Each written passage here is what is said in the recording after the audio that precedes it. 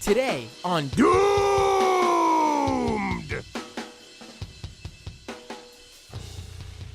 War in Gaza as Israel bombs Gaza Strip after a horrendous attack on Israel over the weekend by Hamas. Hundreds of innocent civilians in Israel dead. Hundreds of innocent civilians, Palestinians in Gaza dead. And, we have basically a feeling here, at least. Let me pull myself up on the stream. Give me a second. There I am. Hello, everybody. Basically, I feel like this is the first issue, I think, where I felt truly like things were as close to how it felt in this country after 9/11 as possible. And this wasn't even an attack in this country. This is something happening overseas in the Middle East, but the fervor, the bloodlust, the positions from politicians and the media and just average ordinary people, it's truly the closest I've seen to something since how it was after 9/11, when people just wanted to see pain and retribution and death. They wanted revenge against the wrong people too. It's truly, and that's why I sort of wanted to do this episode just with me and all of you, because I'm assuming that a lot of you sort of feel the same way based on what I've seen out there online on social media. And I thought I'd open up the phone lines. I have a few clips and things I want to discuss. We'll start at the beginning here. Before I open the phone lines officially. I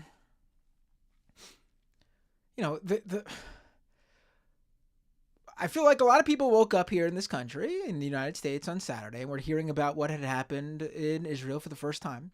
Unfortunately, by the time that, we were able to update ourselves with Hamas's attack on a slew of different places along the southern Israel, south of Israel, right along, the Gaza border and just a couple miles away off of it. The disinformation machine online was already in full effect. So I feel like a lot of people, unfortunately, are still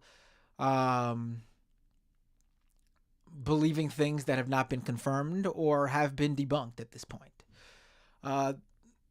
So I deal with only things that we can confirm. I'm not one of those people you'll ever see online sharing videos as soon as they hit the internet in order to get viral points and monetize. And no, I just can't do that. That's not how it's done.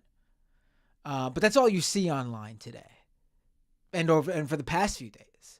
Just unconfirmed videos flying about people not removing their videos once it's been debunked, or the exact opposite that they've put out there have been portrayed. But it is what it is. And I'll probably talk about that more. But so Hamas attacks a number of different places in Israel. I believe the death toll is, 700, 800, 900, hundreds of people dead. I've seen, obviously, reports that it'll keep growing as people continue to find bodies as they look through the areas that were attacked. Horrific. There is never any use in whatever your movement is to attack or kill innocent civilians. It will, I do think, and this is something that many people from Nelson Mandela, for example, there are legitimate tactics that require violence in times of great desperation. When just look at this country and built on slavery and slaves revolting and people taking it upon themselves, John Brown. There are legitimate reasons for violence at times. But a attack on civilians such as this is not one of them. I'm sorry. And at the very least, it only hurts your. I mean, look what we're dealing with. Look what we're seeing now in Palestine, in Gaza. But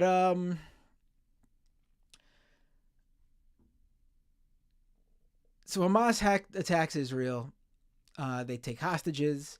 I've seen various videos.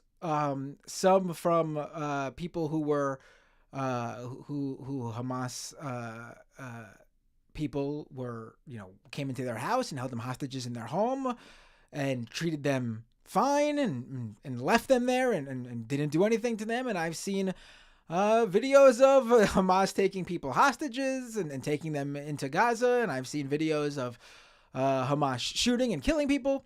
I think it's very clear that there was I don't know what if everyone even involved in this knew what the plan was, or if everyone had their own sort of understanding of what they were going to do going in, because there are various confirmed media reports, some speaking to the people involved themselves, the temporary hostages, who are painting a very different picture than the other videos we've seen of dead bodies.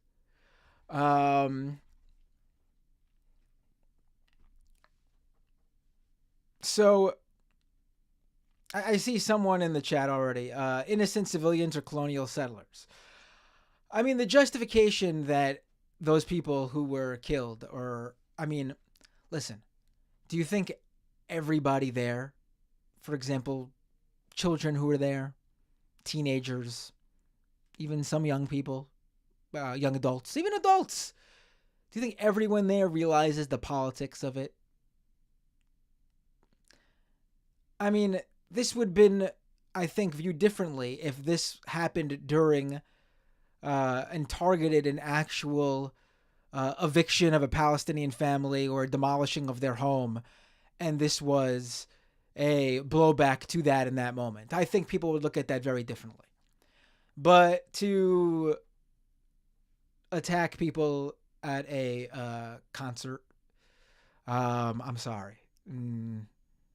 I mean, people, everyday average people don't understand the intricacies and the policies. I mean, hell, I think whoever decided to host and promote and create a concert miles from just a few miles outside the Gaza border, the Israel-Gaza border, at the very least, bad taste.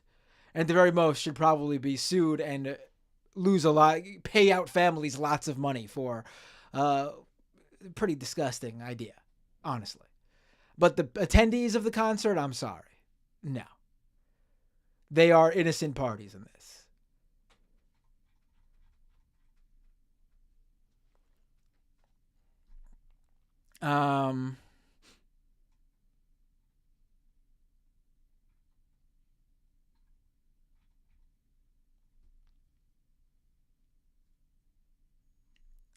They put a concert at the border of an open air prison. Yes. I think it's extremely dumb, stupid, disgusting, horrific for someone to do that. I don't think every attendee of the concert understood exactly that. I mean, the vast majority of people do not pay attention to these sort of things. I'm sorry, they just don't. And I don't think that their ignorance is a death sentence. I'm sorry. I just don't.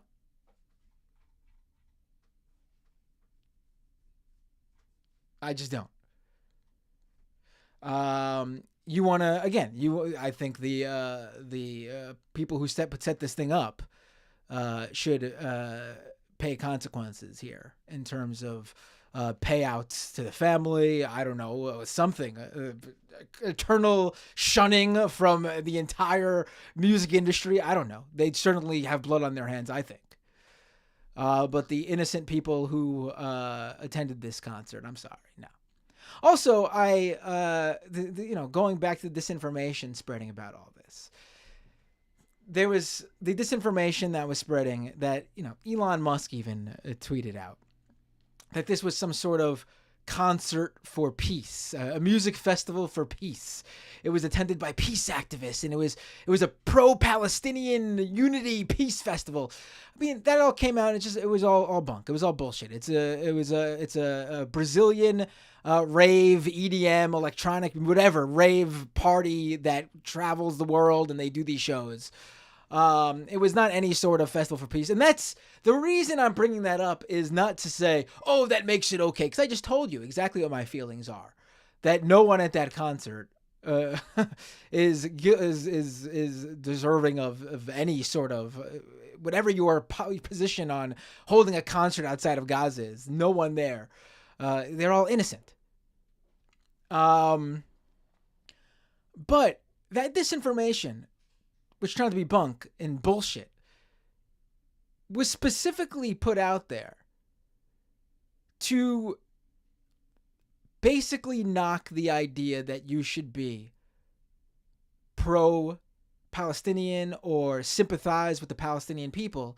Because by doing that, there's no, it doesn't, that does not mean anything in terms of people dead. But what it does do is say, oh, look, these people were doing something for the Palestinian people, and this is how they're repaid. It's to delegitimize it. It's to delegitimize anyone who'd be Palestinian liberation or the anti-occupation, or just believing in basic human rights for 2 million people, half of whom are under the age, I believe, of 19. I think the median age is 19 in Gaza.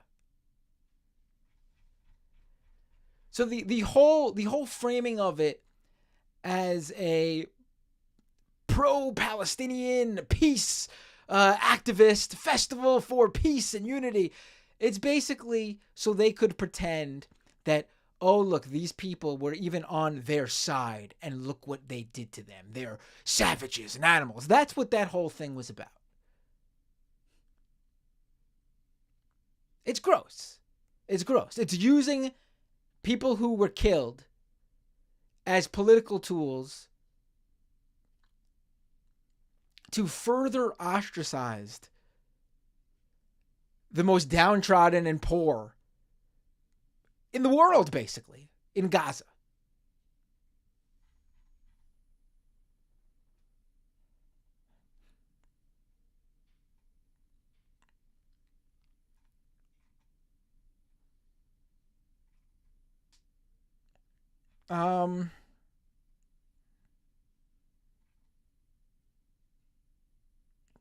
And yet the innocent civilians keep electing oppressors. Listen, we see that in every country, man. We see that in every country. We see it in every country. I don't think these civilians deserve to die in any country. Being dumb and ignorant to the point where you vote for the wrong party or people does not warrant your death. I'm sorry. I'm sorry, it just doesn't.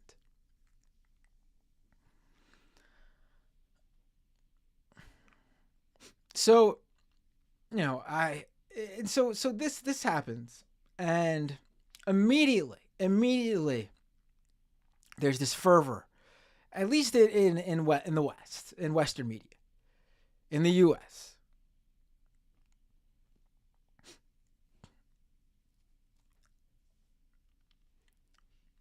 And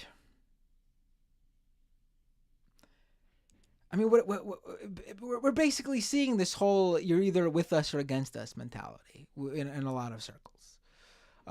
You have the U.S. government and all Western governments, Germany, France, Who else put out that statement? Drawing a blank, but you get the point. Unequivocally standing with Israel and their retaliatory efforts in Gaza, which goes beyond remorse or support for the families of loved ones who were killed or taken as hostages. We've seen calls for retaliation. We've seen people say horrendous things. And this happened to me. I simply pointed out here. Let me pull up this tweet.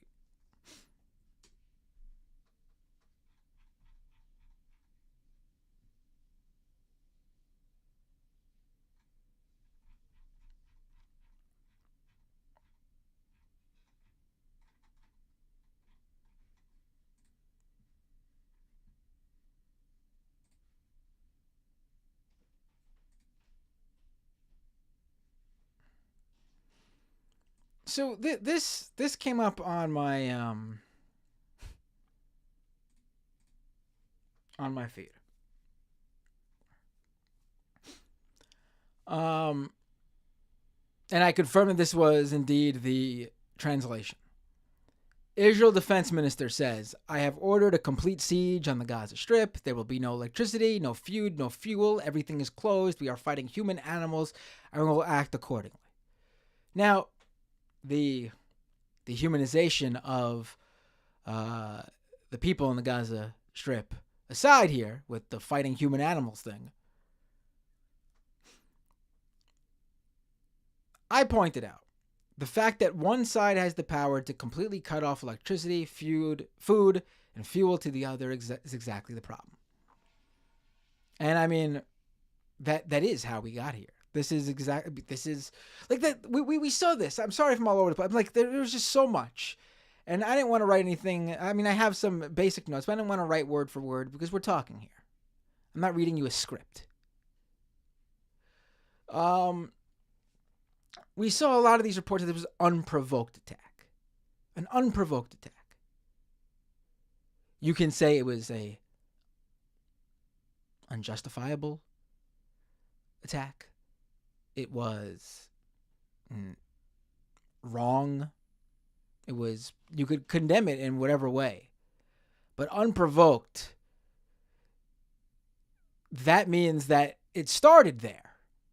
There was nothing that came before it to lead to it.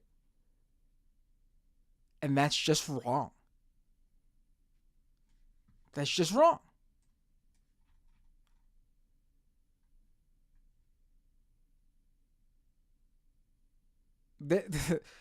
It's basically saying the history of Israel-Palestine began on Friday. Or Saturday over there. And that's obviously not the case.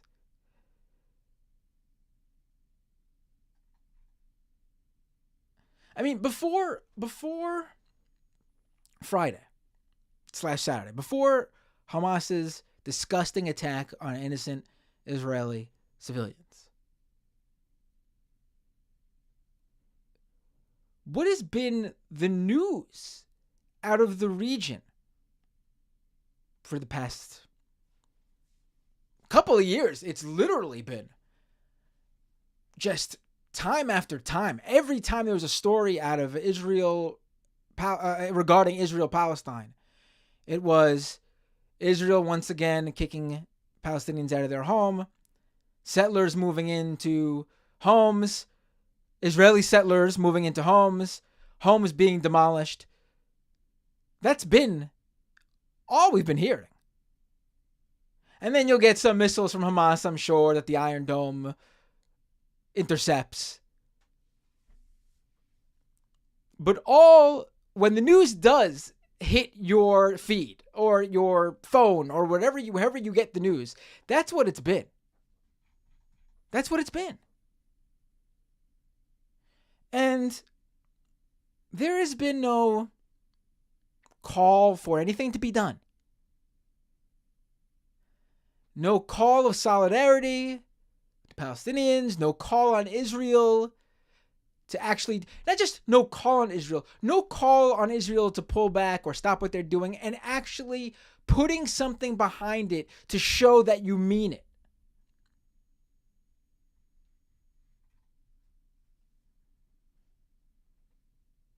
When it happens to, when something happens to the Palestinian people that's brought upon by the IDF or the Israel's right-wing government, we don't hear anything. We don't hear anything. You hear it from left-wing activists and human rights activists, but governments are silent.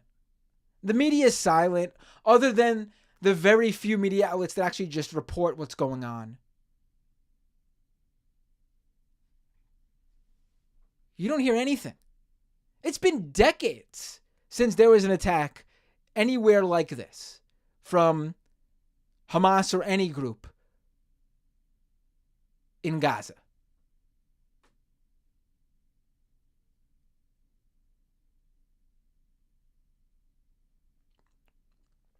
And what ends up happening, just like it happens in so many other places across this world, but again, in this case, it happens to the most downtrodden on earth. You get the deaths of innocent Palestinian men, women, and children. And then you get the deaths of innocent Israeli citizens and civilians. And this keeps going in a circle. It goes in a circle. Goes in a circle.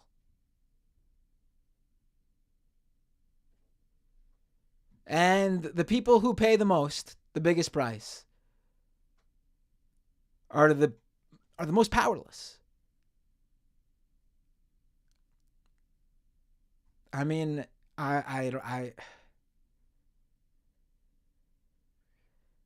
and we put our thumbs on the scale every time.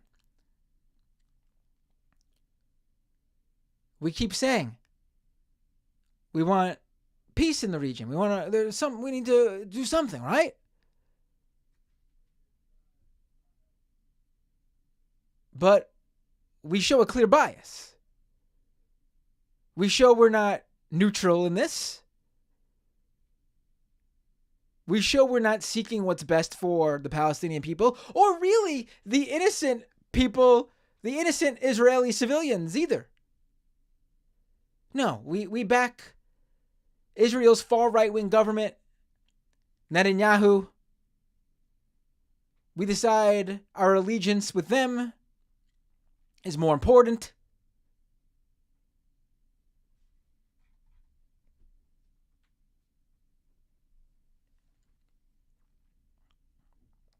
And then we demonize those who decide to speak up.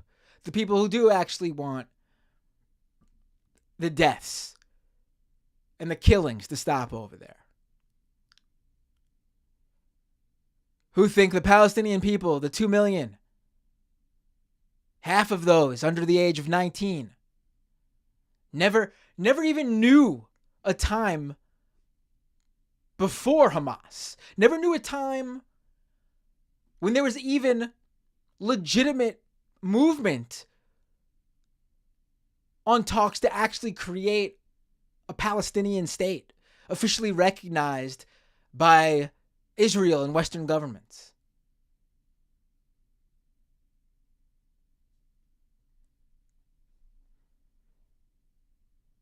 You know,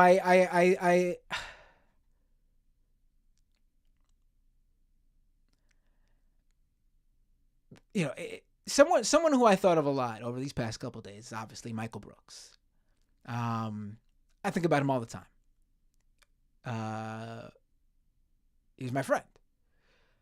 But I've thought of him specifically in terms of not just his knowledge on the issue, because there's a lot of people who are knowledgeable on this issue, but I do feel like he spoke on it better than anyone else. At least, in the West, in Western media. Obviously, the the Palestinian people are the best people to speak for their cause. But I'm talking about in terms of a academic or a media figure who could best explain what's going on there to the Western world. I mean, I try, but I'm not Michael Brooks in this topic. So I do want to play a few clips of Michael. I do want to play a few clips of Michael. So let's get to that. Let me put this one up first. This is one people are probably very familiar with. It went viral a couple of years ago. Celebrities, I remember Halsey and other celebrities, I think, were sharing this.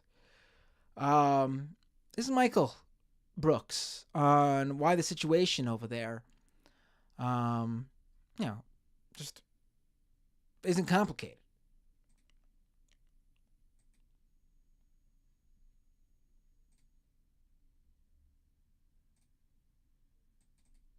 Hi. Hi. So my first question, it says on your Twitter that you're Jewish. Am I getting this right?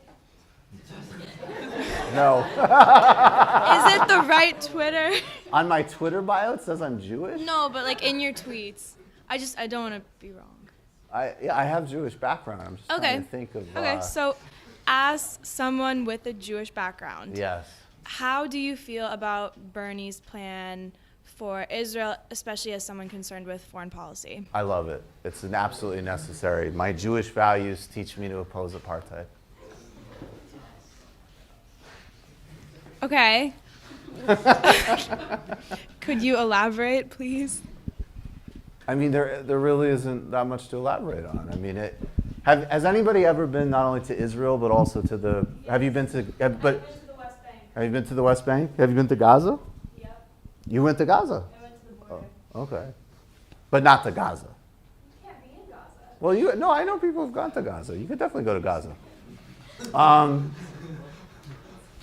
So for me, my politics are built on a base of, economic justice and actually really like anti-racism, as in some ways as distinct from some of this sort of woke stuff in a way. But when I was already, I grew up, I was pretty connected to left politics, so I always knew growing up about the travesty that was the human rights situation there. And I knew that people I admired, like Nelson Mandela said, South Africa is going to not be properly free until the Palestinians are free. In 2006, I believe, I read a piece by a guy named Tony Judt in the New York Review of Books, who was a really important Jewish scholar. And he just said, the argument was that, literally this is childish.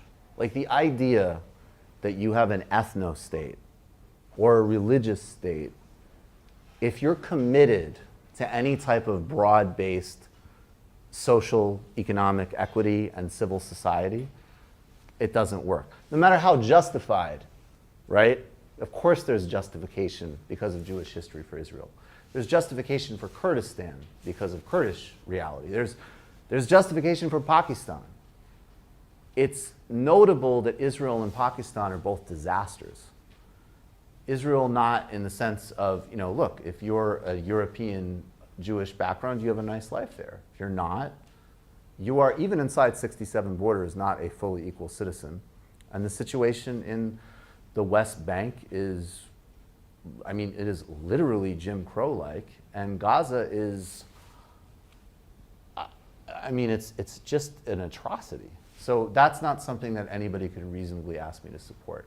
And I understand, there's some actions from some Palestinian groups that, we can condemn.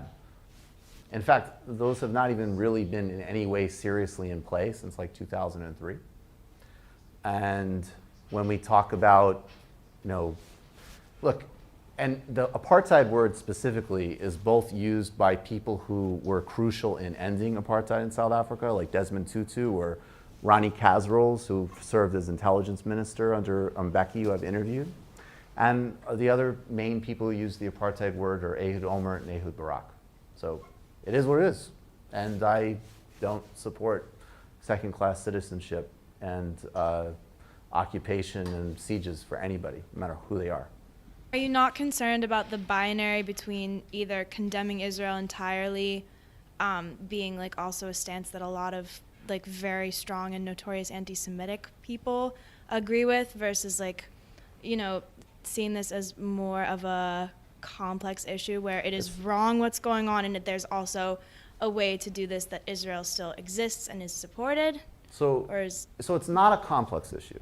That's the big thing. It's super simple. There's one group that has enormous power. It's the most powerful country in the Middle East. It's backed by the United States. It acts on another population of people with total impunity and is never held accountable for anything.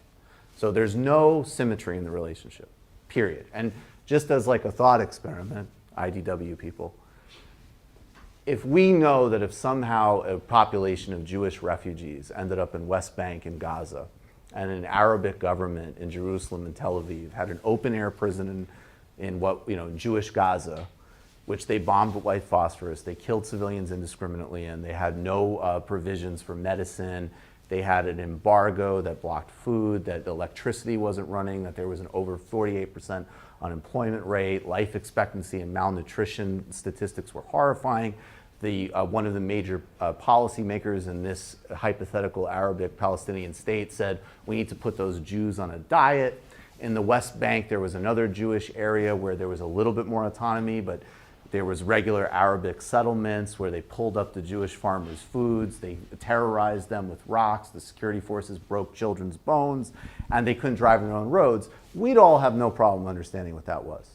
So there's nothing complex about it. The second part of your question, it's a pure asymmetry relationship. And the question is rights or not. So that's it. It's not complicated. The second part of your question, at this point, there's always going to be crackpots who are anti-Semitic who condemn Israel. That's not what drives the movement, particularly in the United States. If you work around most people who are concerned with this issue, it's actually populated with a lot of Jewish people. The real question we have to ask is, why is it that AIPAC is hosting an information minister for Slobodan Milosevic? Why is it that there's relationships between the Israeli government and far-right parties in Europe? Why is it that Benjamin Netanyahu's son is posting borderline alt-right memes? Why is it that Israel is an alt-right state, even though it is from the descendants of the victims of one of the greatest crimes in history? That's a serious question, and that's inseparable from the racism of the project, which goes back to the first part that we have to solve. But thank you. Shalom. And I am serious about it coming from Jewish values. Like Tony Judd, my reading, to the extent I do, which I actually do have some connection to that in a religious sense, it's unacceptable for me. But yeah, no, I know. We'll but it's not complicated. Hi. Hi. So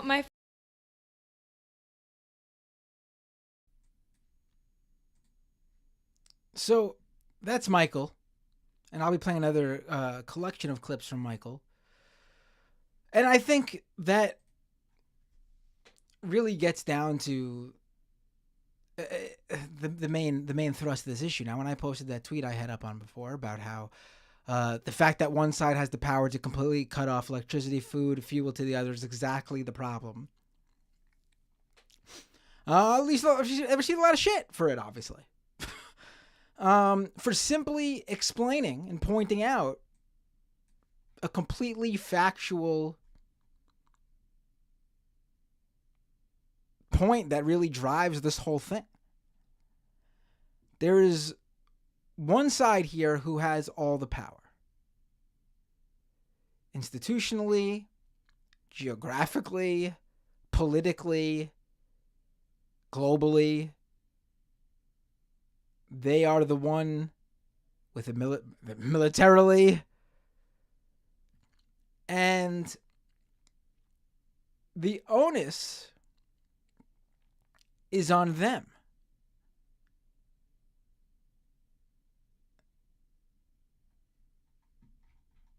The Palestinian people have no power in this situation.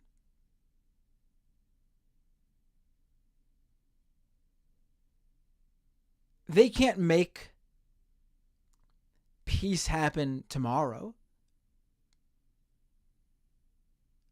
They can't even make the moves to make it happen tomorrow because the choice is not theirs.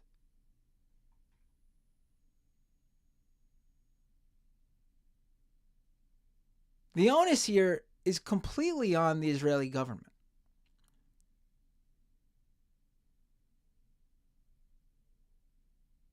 And it's been decades since there's been any movement on this. In fact, as numerous people have pointed out over the past few days, Netanyahu has propped up Hamas. I mean, the situation there is going to lead to the creation of a Hamas. There is going to be some organization that comes together based on real, legitimate issues, but then uses it obviously to further their own agenda, to recruit people who are still steeped in based on those real issues, but convince them on supporting these actions and movements that basically just, again, focus on their own specific issues. So the IDF, Israel, could destroy, quote unquote. They could actually, let's say they actually succeed in this mission of theirs, which is not what they're not going to succeed, and the only thing they're doing is killing innocent people. Because obviously Hamas prepared for all this. They have this all planned out. They had this attack planned out. They knew exactly what the Israeli government's response would be. They're certainly taking great care and precaution to make sure that this is not hitting them. But let's say this mission actually succeeded. Still, obviously, killing a lot of innocent civilians. But let's say there is no more Hamas left after this. It just wouldn't be true. Because there's no movement on the occupation and the open-air prison that 2 million people in Gaza are basically trapped in. Can't leave. The conditions will create another Hamas, or worse. And it will happen continuously, over and over and over again.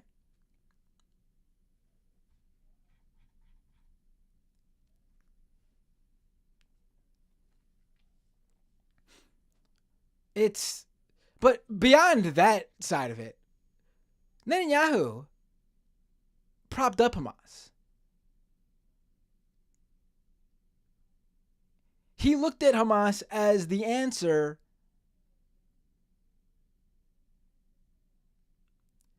to the more secular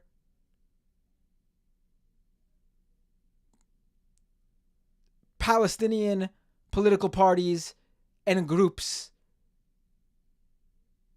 that he deemed the bigger threat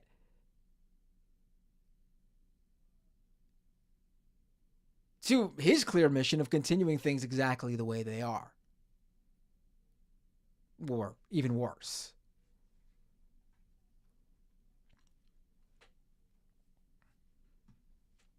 So in numerous ways, Hamas is the product of what happens when you create the situation that the Israeli government has created.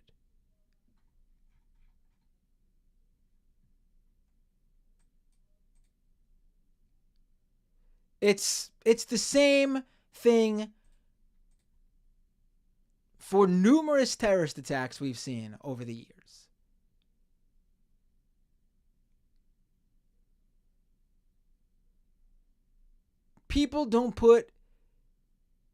Most people do not put it all on the line just because.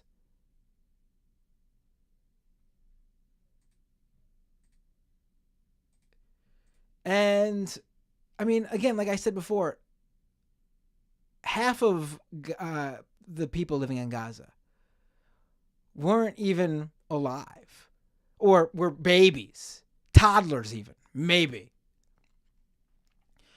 When there was the last time there was any real discussion of some sort of plan on creating a Palestinian state.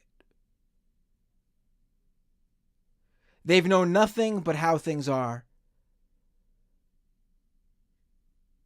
where they and their families, or someone they know, are kicked out of their homes, are shot for throwing a rock because they can't leave. So they protest at the border.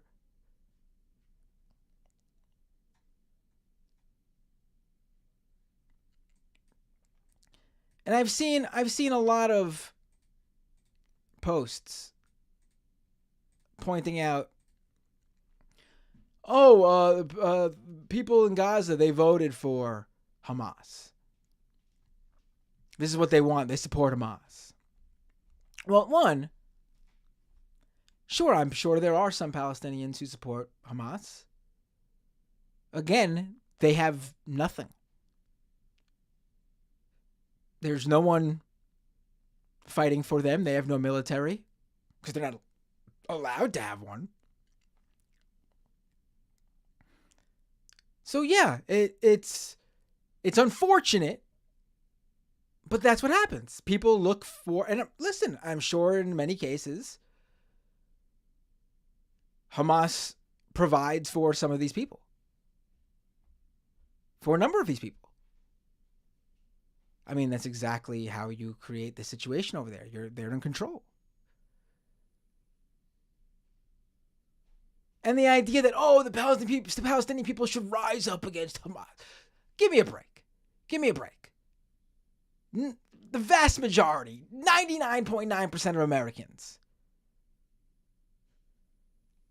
they're fucking fine with exactly whatever situation they're in, as long as they make just enough money to get by. As long as they could make sure their family doesn't starve and pay for a roof over their head, no matter how bad the situation is otherwise, as long as those things remain intact, they're not going to rock the boat. So imagine people in the most worst conditions possible, what their mentality behind this is. They have no choice.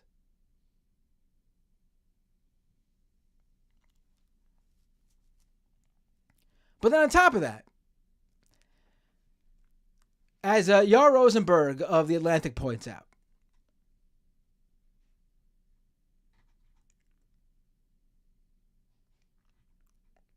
Hamas, let me pull it up on the screen here.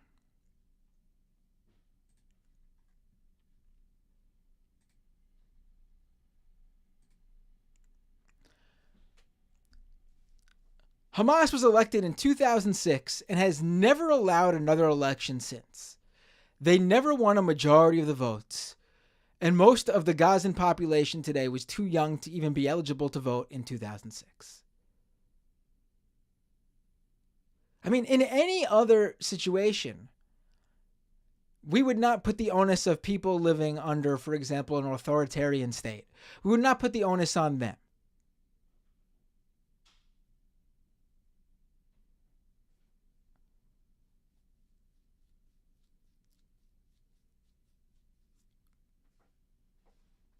So, I mean, give me a break to anyone shouting that type of stuff.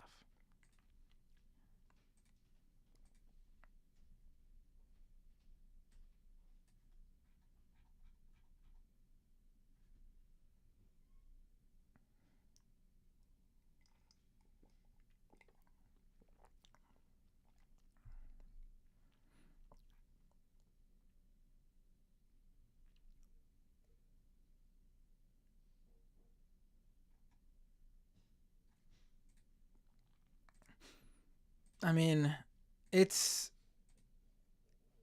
an untenable situation over there that Israel's right-wing government has decided to keep exactly in place.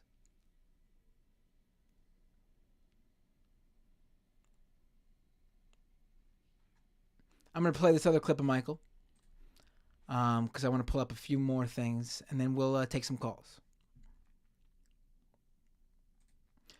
This is a collection of clips I found from Michael. Someone put together. I think it's sped up a little bit. Not too much where it's like unbearable to listen to, but it's like 1.5 speed, I think, or something like that. And I think while the earlier clip is obviously much more, went viral, it's very contained and everything is for a broader audience. I think Michael hits hits it on the nose here in multiple different ways. And he plays a few other clips too that he comments on. Let me play this clip now. It's from a few years ago, but still extremely relevant today. This is really important. Peter Beinart was on CNN.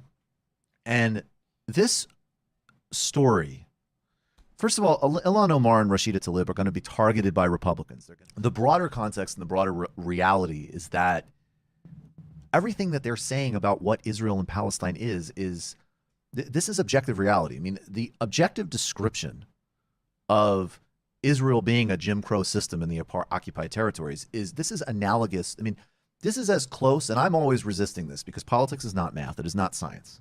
And it is not solved by those means. It's not logic? It is not logic. Those are second-order tools. But you have to understand power. You have to understand history. You have to understand the deeper dynamics that actually drive politics.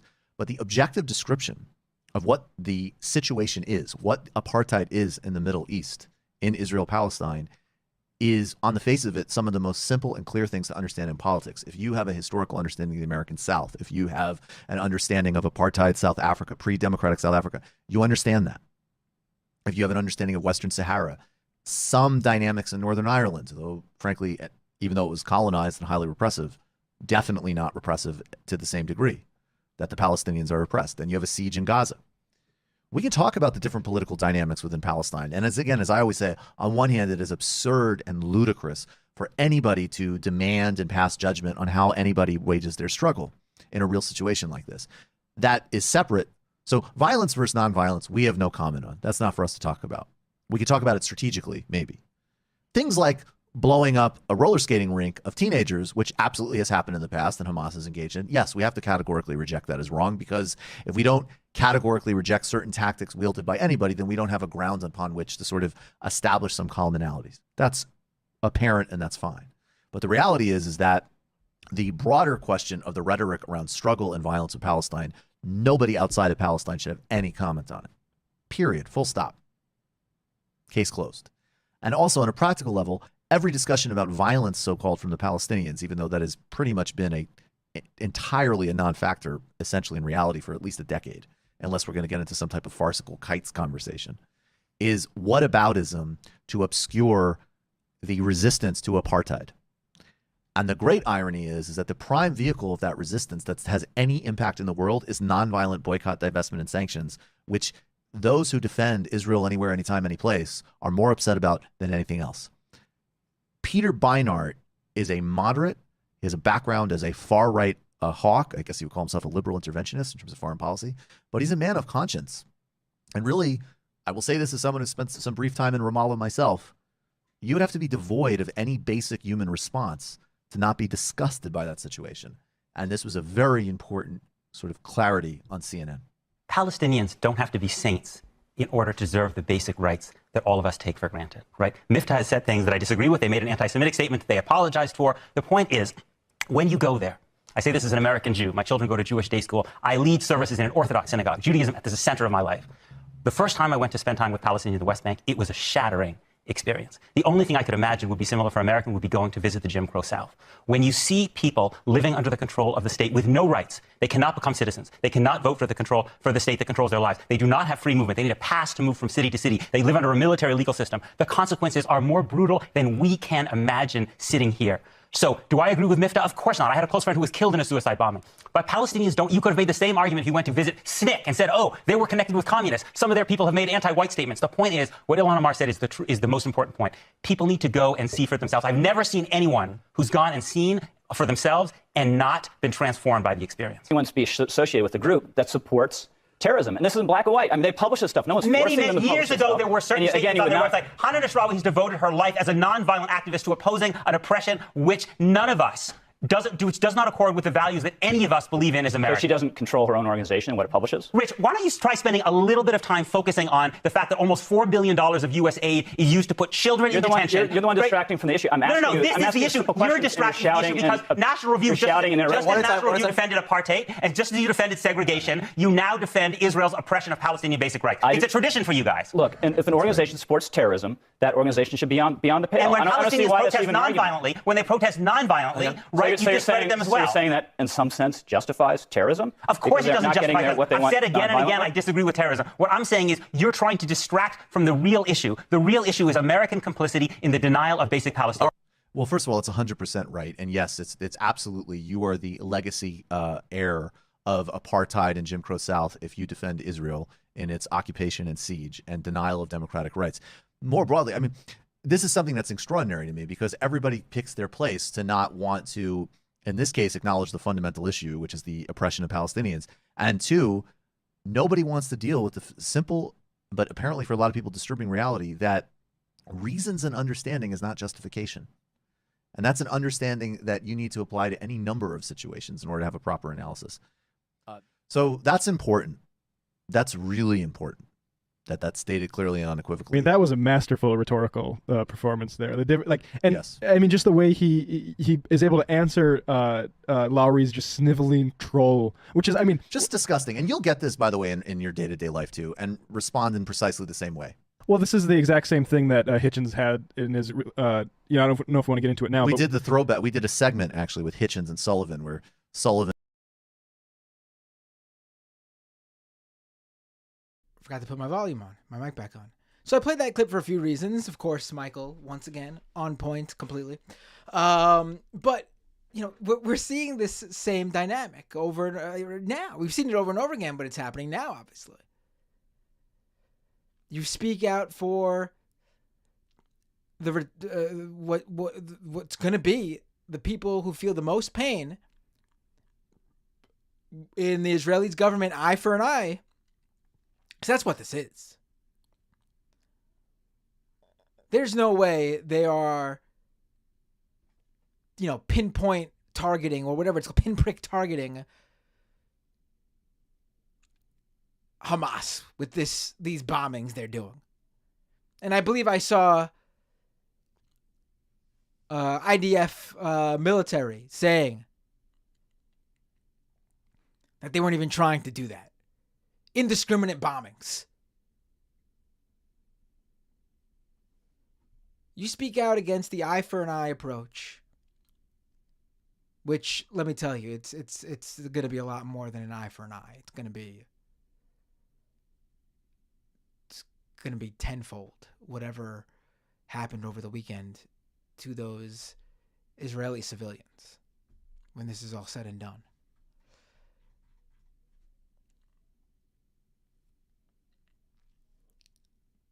But you speak out again against what Israel's retaliation is, and it's going on. Hundreds are dead in Gaza.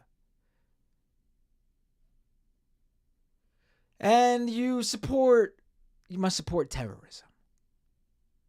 Why didn't they? Well, why don't the Palestinians go for a different approach? Why this? Why that? This you support this, you support that. Condemn that. I got that a lot. All I did was point out the power dynamics. Again, that tweet of mine that went viral. That one side controlling the others. Electricity, food supply, fuel, medicine has exactly created this situation here. And I got people saying, "So, are you saying you support what Hamas did? Condemn it, condemn it." There's never, and the non sequitur argument there, I refused to engage with online.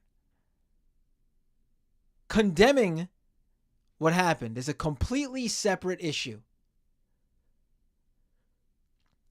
from pointing out, from at least my point at the time, of what created the conditions there.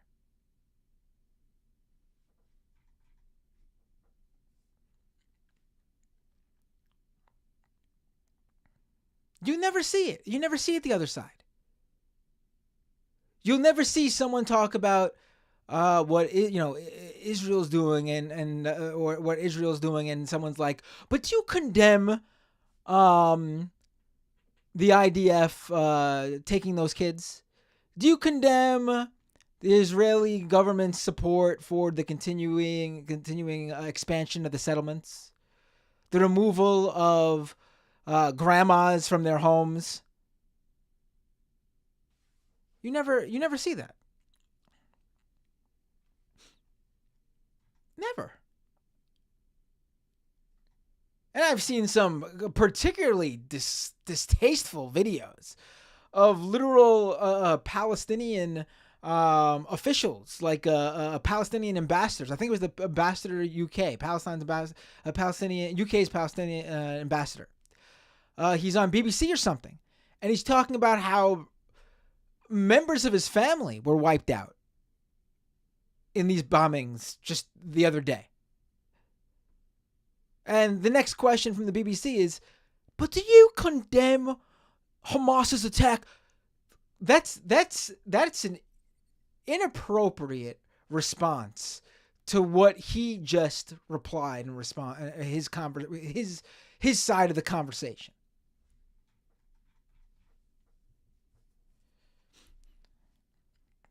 And then you're going to hear now a lot, obviously, about the American hostages, who I believe they're American hostages, and I hope they are rescued. Again, Israel's retaliation, their response to this attack, is going to make it even harder.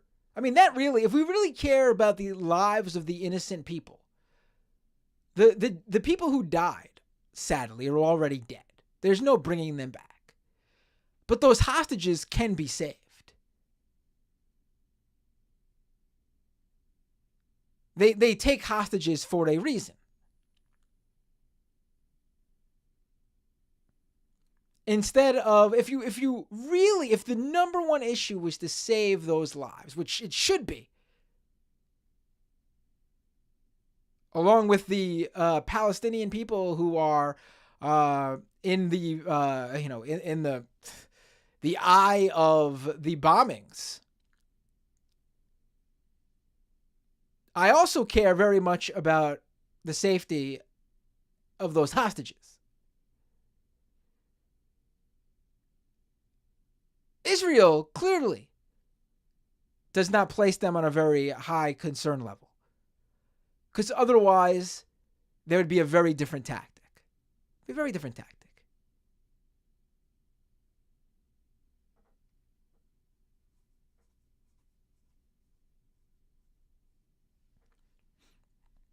And to make it obviously very clear, as if there's any, when I'm talking about Israel, and I've used the term Israeli government and Netanyahu and his right-wing government, that's what I'm talking about. The people in power. Again, this entire issue cannot be talked about outside of the power dynamics here.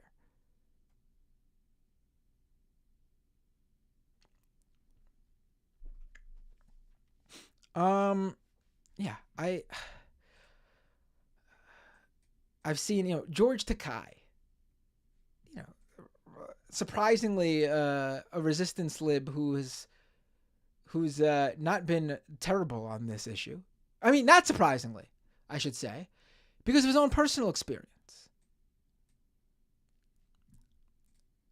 As a Japanese man who lived in the U.S. during World War II and whose family was put in an internment camp, he had a great tweet that was summarily attacked by people. This is like the most basic stuff here from George Takei. Very necessary for someone of his,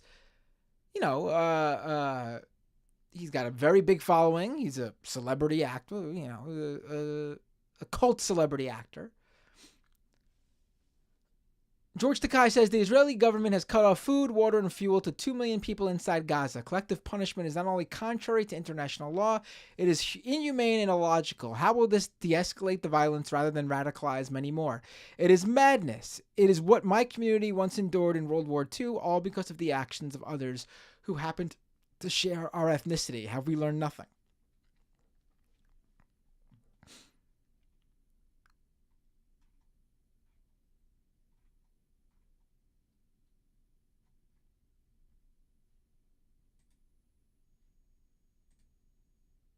And he's attacked.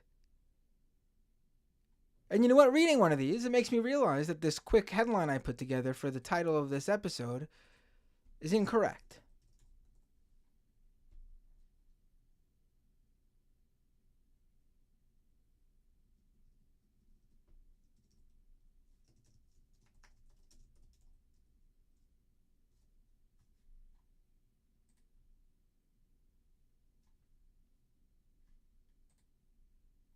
So I'm changing the headline.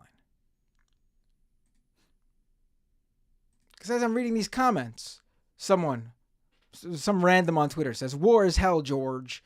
I mean, the Palestinians don't have a military. There's no soldier v. soldier combat here.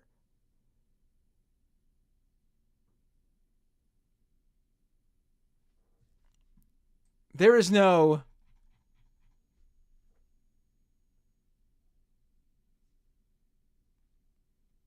there's no symmetry here.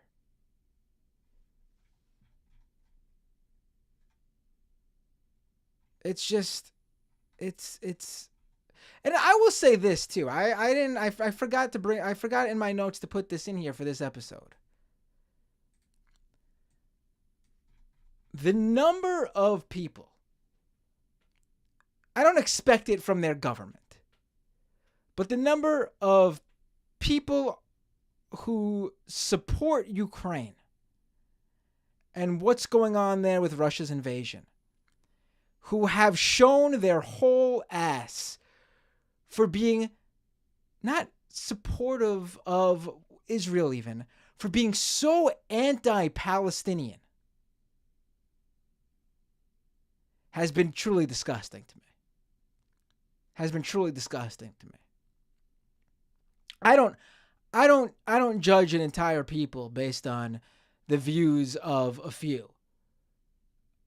This will not change my position on the innocent men, women, and children who are suffering in Ukraine because of this war.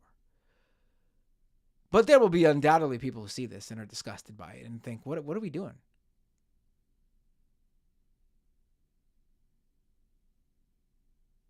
What are we doing here?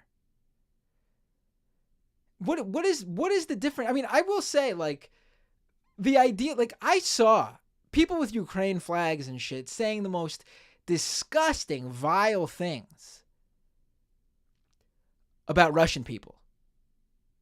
Dehumanizing them, the whole fucking thing about calling them orcs and shit. Just truly disgusting shit. And, you don't judge people by a few who say things like that. But you also understand where they could be radicalized in that way. You don't agree with it, but you understand where that comes from. And then quickly, they can't put themselves in the shoes of other people who, they don't even see themselves as the other side of the coin here with the people in Gaza. It's fucking ridiculous. I'm sorry. I mean, really, it's something else. Truly something else to see.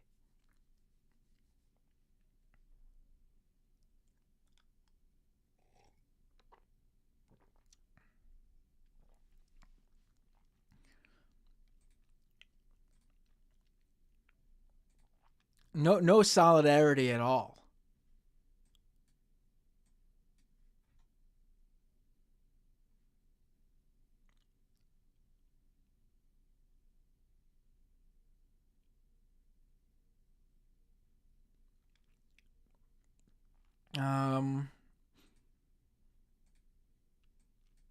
I mean, my position is clear.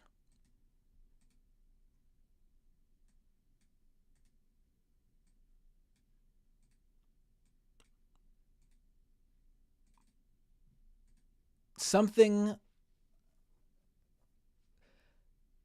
the people with the power need to do something to end the suffering of an entire group of people over there. They need to end the way things have been going, this open air prison, because otherwise, more innocent civilians, Israeli and Palestinian alike, will suffer and die.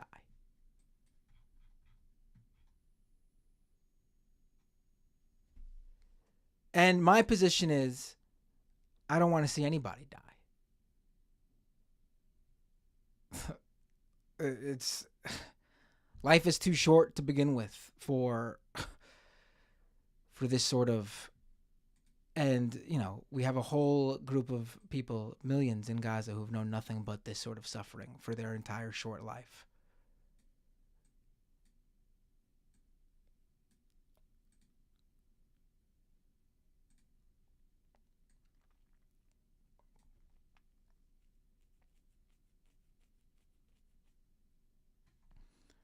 Also, speaking of another group of people I don't understand at all, the fucking anti-Trumpers, resistance people, fucking who can't see. I remember when Trump was president, and these people blamed him for everything. Everything. Of course, as president of the United States, he is to be blamed for a lot of things, but they blamed him for everything. Everything that happened in the world was a result of Donald Trump and his leadership. Netanyahu is the Donald Trump of Israel. In fact, he's even further right-wing. He's even worse.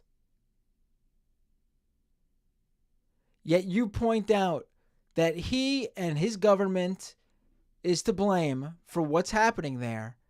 And these are the first people to call you anti-Semitic, or they call you a supporter of terrorism.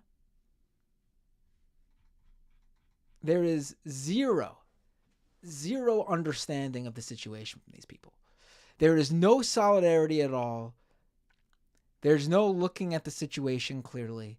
It is entirely driven by emotion, and as I said at the very beginning of this episode, bloodlust and revenge fantasies. And in the end, innocent people in Israel and in Palestine, in Gaza especially, will die. I mean, I wish I could have a more hopeful. If you want a solution, I mean, it's clear to me that there will be no solution anytime soon. Because, I mean, there was no movement. Like, that's the thing. Like, people coming out and saying how, the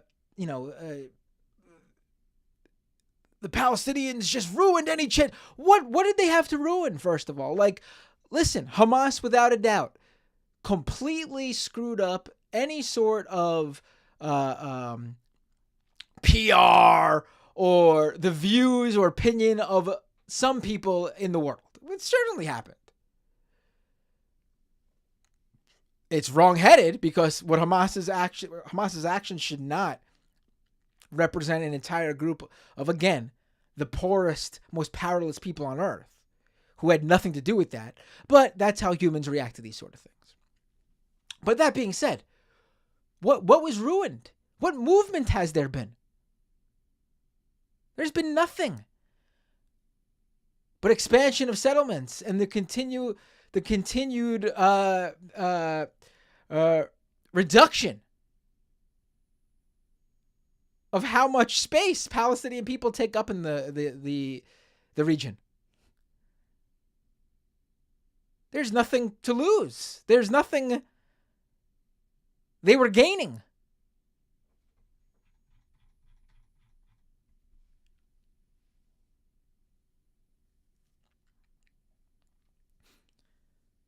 as Michael pointed out in that clip I played, when there are activists who do completely nonviolent resistance to the occupation,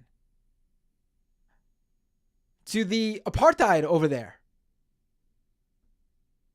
the BDS movement is villainized, treated like they are committing an act of terrorism. Laws are literally passed in this country denying people's they're denying people's speech based on their support or activism in BDS. Boycotting. Literally boycotts. And they are treated like anti-Semites and terrorists.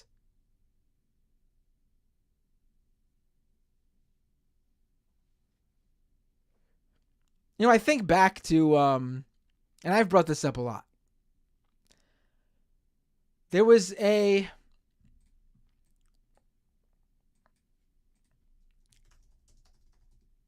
activist, young woman, 23 years old, Rachel Corrie. She was a member of the pro-Palestinian group International Solidarity Movement. And she was protesting the demolishing of Palestinian homes by the IDF in March of 2003 in Rafah. And they fucking ran her over and killed her with a bulldozer. American woman, 23-year-old Rachel Corrie. And to this day, no one has been held accountable to it. No one. No one has cared because she was doing nonviolent pro-Palestinian activism. In fact, liberal pundits in the U.S. joked about her death back in 2003. She was crushed by a bulldozer, an IDF bulldozer. And you know what they called her? A Rachel Corrie pancake. You can look it up. There was no outrage. American citizen. No one here cared. Israel just said they did an investigation. It was an accident. Her family attempted to get some sort of justice. They sued in the U.S. They sued in Israel.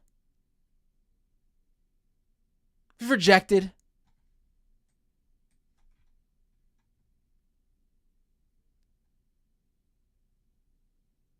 No one cared.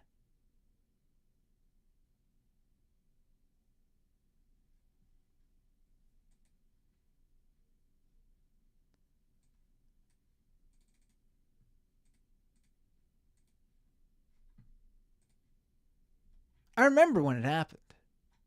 I was in high school.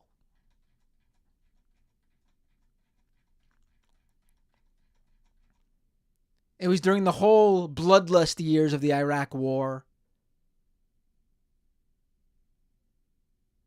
where we again,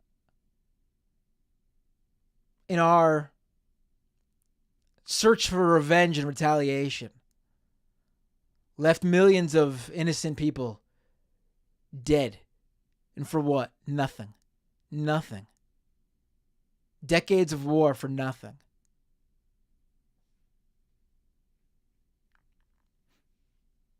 Only difference is most American civilians never faced any sort of danger.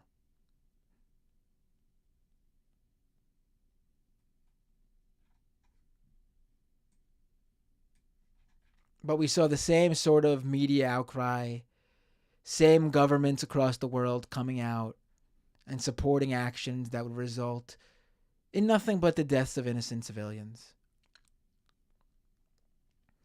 Don't forget Osama bin Laden wasn't captured based on anything that we did in wartime We used intelligence to find him. And even then, we fucking blew it. Because nothing would have showed how different we were if it was true than to actually make him go through the courts. But that was never going to happen because that's not really what it's all about and who we are. And I don't just mean the U.S., I mean people.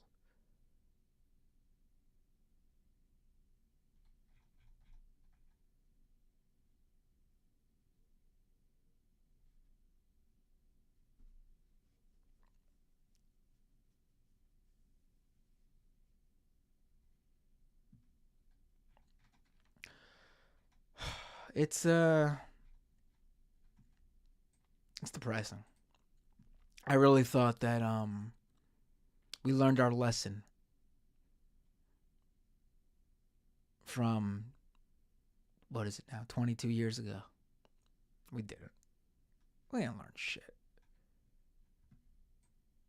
We didn't learn shit. The whole fucking bullshit about there's been no growth of any sort of anti-war movement in this country. The American rights bullshit about them being anti-war now, they're not anti-war. They're leading the bloodlust against the Palestinian people right now. They want to see people suffer. And same with liberals and liberal politicians for the most part. Aside from a few who put out really good statements. But, I mean, that was the one. Cori Bush, Rashida Tlaib's being attacked for having a Palestinian flag outside of her office. She's Palestinian. It's fucking ridiculous.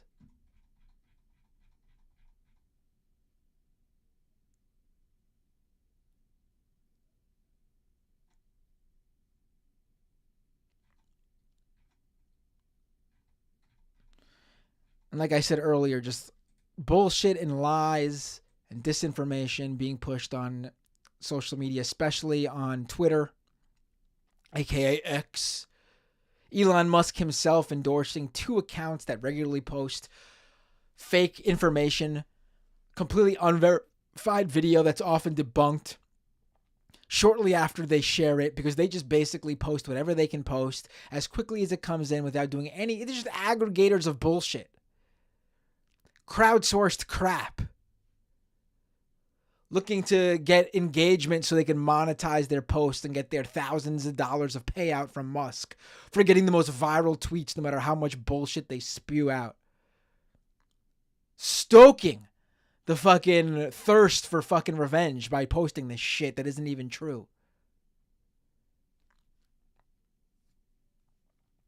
There were these reports about this woman who attended that concert, that music festival. You could see her in video laying in the back of a truck with Hamas fighters, terrorists, members, whatever you want to call them, driving back to Gaza after their attack. There was no news or information on her. All we saw was her in the back of the truck, but immediately reports of her being brutalized and killed and murdered. I'm not saying she was treated well, but we don't know if she was living or dead. Yet everyone ran with that. I guess it's nicer for the headlines for you to get more attention, right? For you to create the fervor even more. Imagine being that woman's family, going online and seeing all these reports from accounts with a blue check, with names, usernames that make them sound like they're legitimate news sources, saying that their daughter is dead. Turns out she's not. She's in a hospital in Gaza. She's in critical condition or something like that last I saw. So she's not out of the woods, but it gives this family some hope. A chance.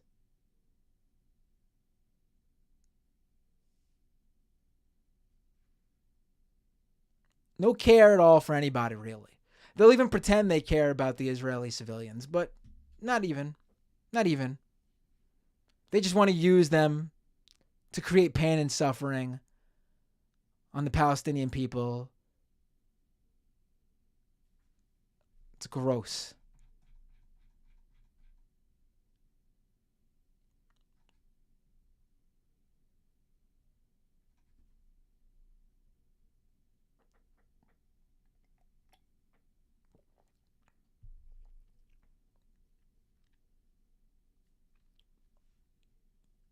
Yeah, the German woman. The woman with like the blonde streaks and like the dreadlocks. She's still alive.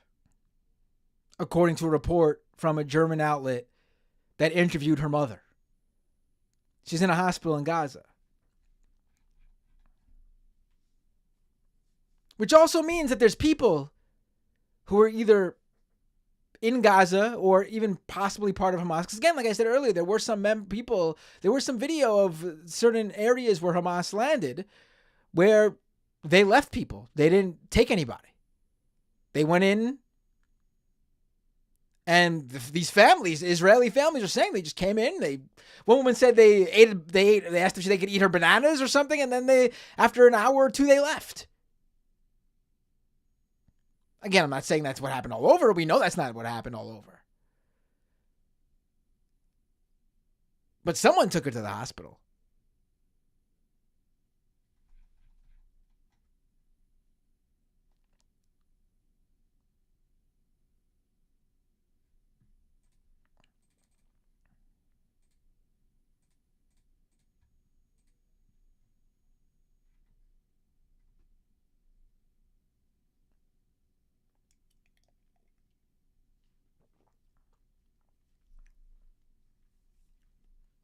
Just so much bullshit. And it really fucking angers me. It really pisses me off. It really pisses me off.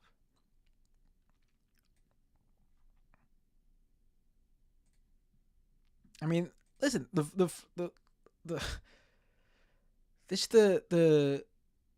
way people express how they feel about this is truly, I don't even know what to say anymore. But I hope this episode helped express some of your feelings. Hopefully gave you information that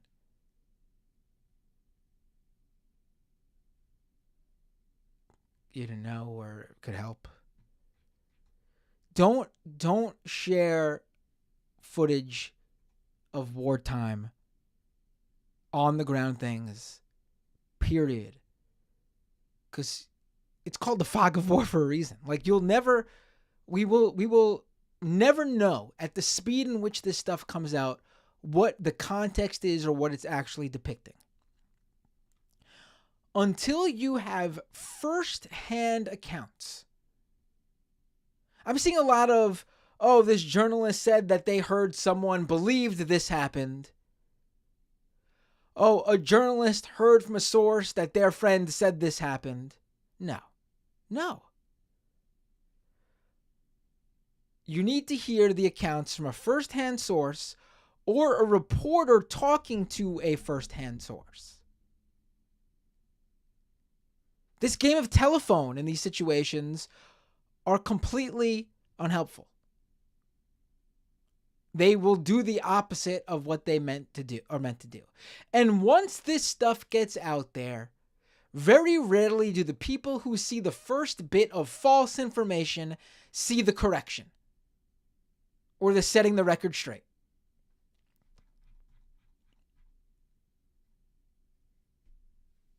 I don't know. You're talking about the 40 babies. There's that story about 40 babies being beheaded. Sounds awful, horrible. We don't know if it happened. I can't say it didn't because we don't know what happened. We have no actual first-hand information from what I've seen. If someone could, maybe I didn't see it, but I did see someone say, an IDF soldier told me that he believed or he heard, which means the IDF soldier isn't even claiming that they saw this.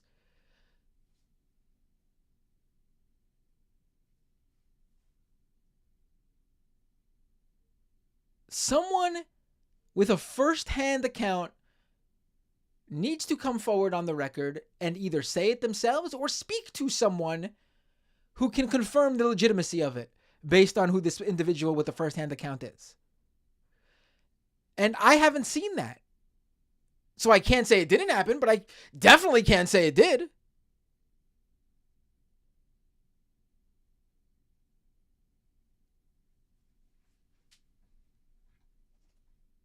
So when people are asking me, oh, why aren't you coming out and talking on this right away? Because I don't do that. I'm not here to get the fucking... When you see me put something out there, it's because I am 100% able to confirm that what I'm sharing with you is accurate and true. And in the few instances where that confirmation has turned out to be wrong, it's immediately corrected. And that's what a good, reliable source of information, a good news source will do.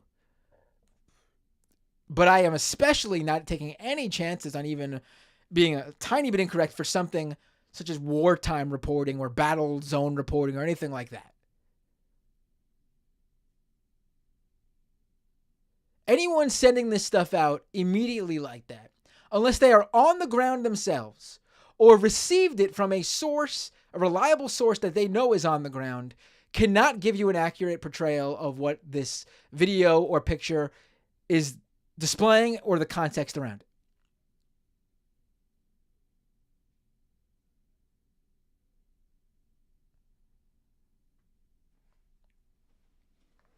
It is a very difficult job that people have to do here. I'm not a war reporter. I'm not a battle zone reporter or anything like that. It's a very difficult job.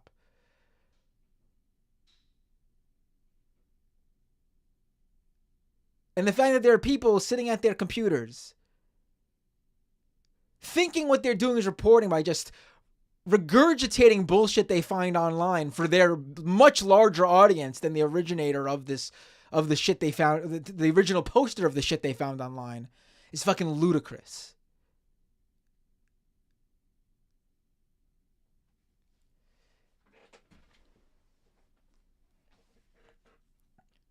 People out there who spread that fake AI generated photo of an explosion by the Pentagon back in May.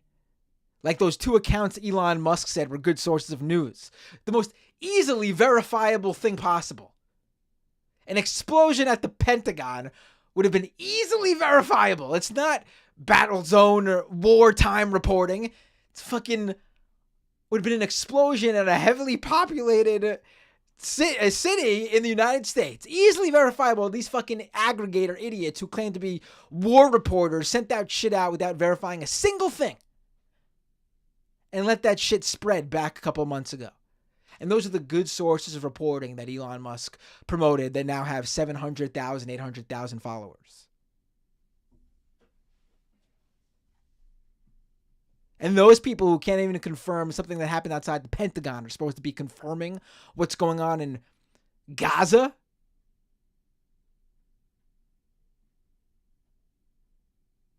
One of the media capitals, they couldn't confirm what happened in one of the media capitals of the world, and they can confirm, and they're gonna share something that they're claiming they have information on in one of the areas that probably have the least media resources in the world.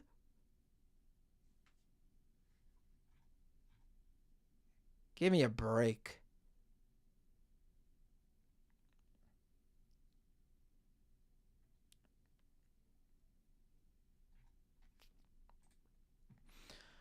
All right, let's take calls. Let's go to this. I spoke longer on my own and showing those clips than I thought I would. There's even more clips I didn't even show, but let's leave it there. Let's leave it there. I think I got all my. I think I said most of what I wanted to say. There's some other points, but I'm sure we'll come around to it in the coming days and weeks.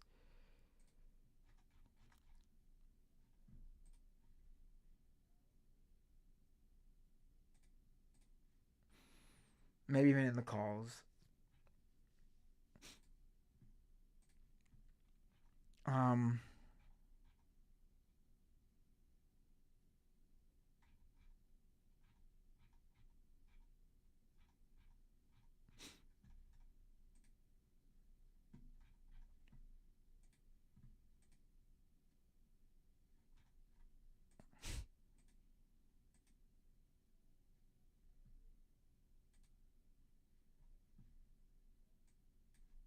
one of the first things I did was because this is my beat is tackling white supremacy and neo-Nazis.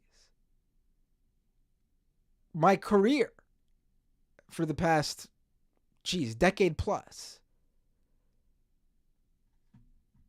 has been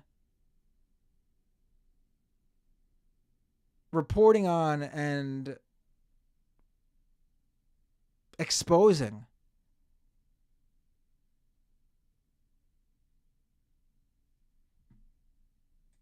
those who have the absolute worst feelings towards and opinions on Jewish people.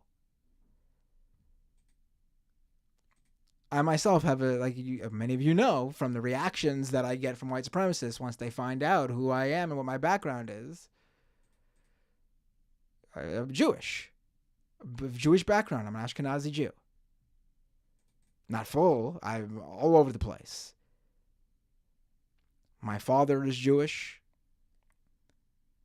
His family is Jewish. That's enough for me to get. I was on you all know the situation when I went on Tim Pool's show and he asked me what I was, and his audience went absolutely apeshit when I said I was white, and they found out that I actually have a Jewish background.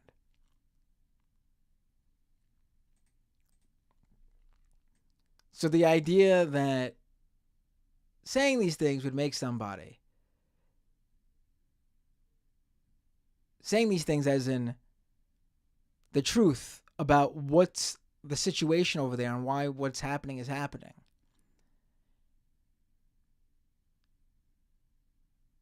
because you want to see the least pain and suffering,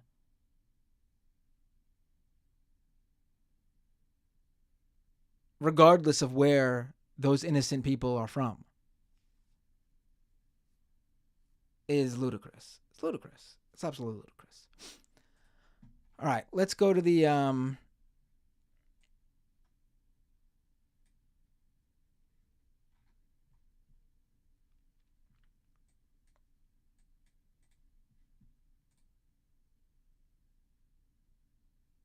second half of the show.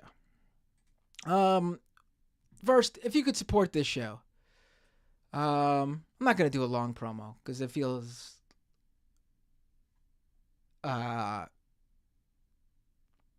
not right, I guess, for this particular episode. But I do want to thank the people who joined over the past week, the Patreon. So if you want to support, you help me keep the show going. You help me keep the show growing. Patreon.com/MattBinder. Like I said last week, lost a few members at the beginning of the month. Still down from where we usually are. So not growing. But the people who joined this week to help grow this show are GHO, Mohammed, Richard H., KCP, and Cardigan Slacks. Thank you so much for supporting this show. You can also support this show by going to youtube.com/MattBinder, becoming a member there if you'd like. Leave a super chat. I'll read the super chats during the second half of the show. If you're an Amazon Prime subscriber, go to twitch.tv/MattBinder and throw me your free Twitch Prime subscription that you have your Amazon Prime subscription. Other than that, you can find me as @MattBinder on Twitter, Blue Sky, Threads, Mastodon. Follow me there. I will be on Twitter because it's important for me to stay on Twitter. I'm now going to the second half of the show. If you're listening to the free podcast version of this show, I'm sorry, if you're listening, if you're a Patreon or you're watching the live stream on YouTube or Twitch right now, don't go anywhere. You're going to see a brief break, and then I'll be back taking calls. You could call into the show, open up Skype, search Doomed Live, one word. You could call in.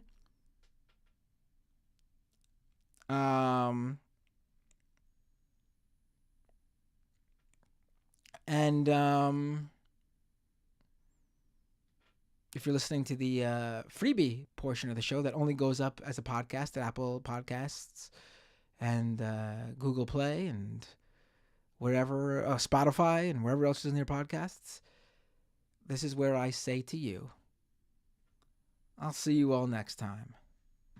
on Doomed.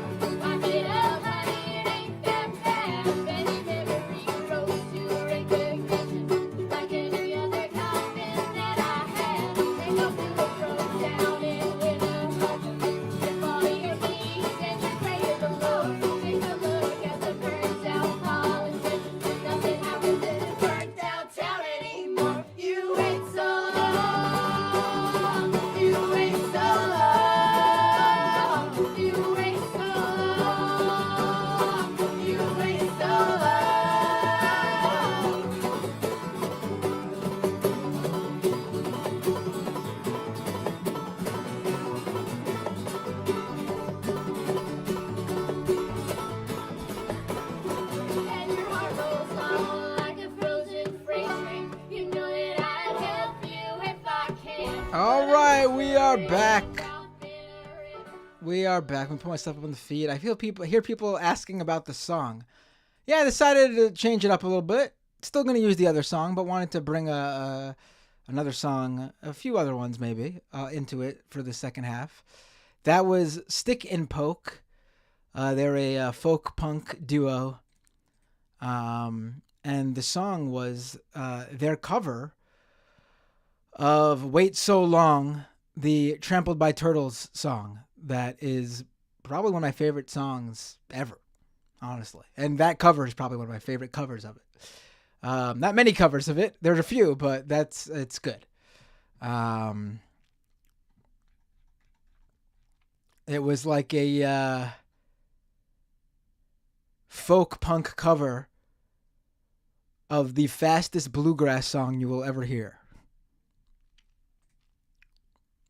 All right, let's take some calls.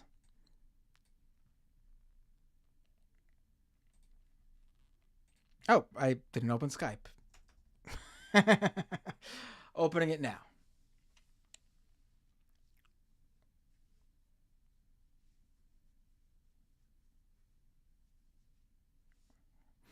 Oh, it seems like a lot of people thought this was over, not just you. I'm sorry. I need to take a break. I need to stretch and get a drink, and I'm sorry.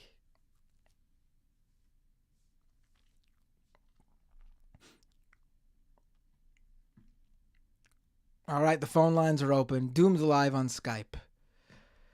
I hope this is good. I hope people call in, and we have nice, fruitful conversation. But this could go the other way too, I guess, on this specific episode. We'll see, I guess.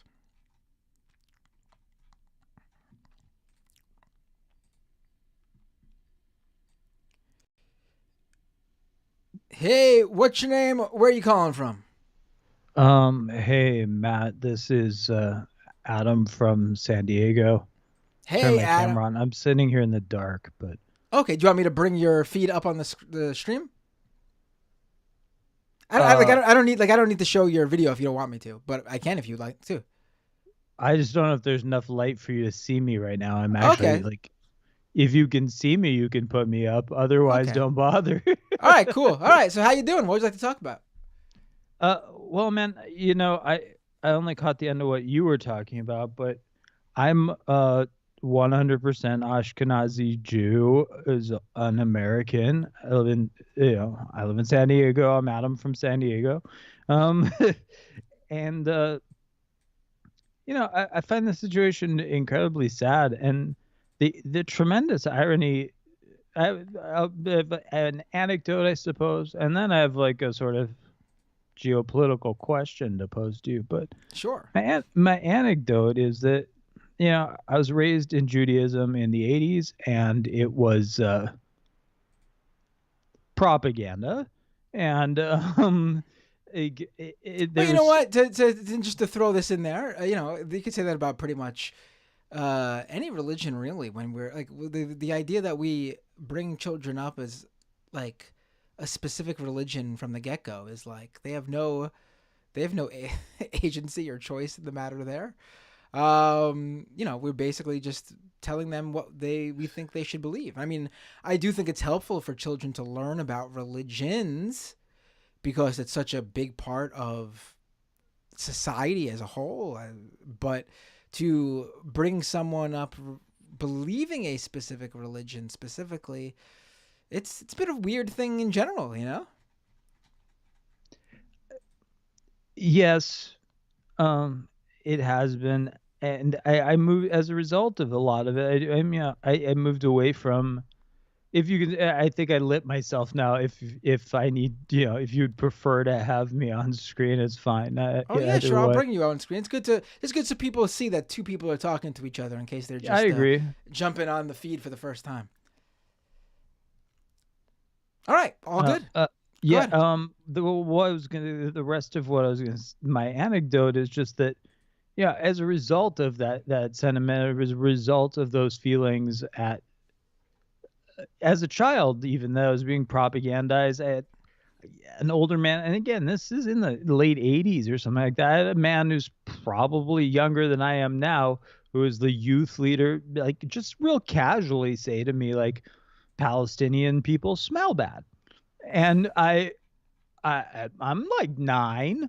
I don't have a context for that, and I just know that I was taught racism is bad, and Right. that sounded like racism.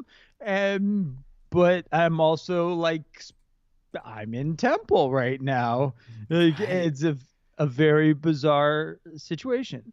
So as a result of that, I became very cynical. I was forced into a bar mitzvah by my family just for traditional purposes, but then I moved away from the religion for the rest of my life, essentially. And I've come to a point now where I'm seeking community at this time in my life.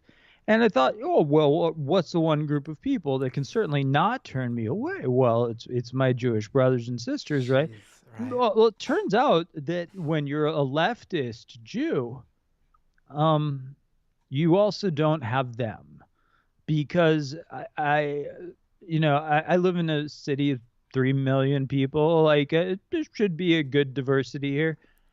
No matter what temple I call, uh, the policies we stand with Israel. No matter what rabbi I try to talk to, the discussion,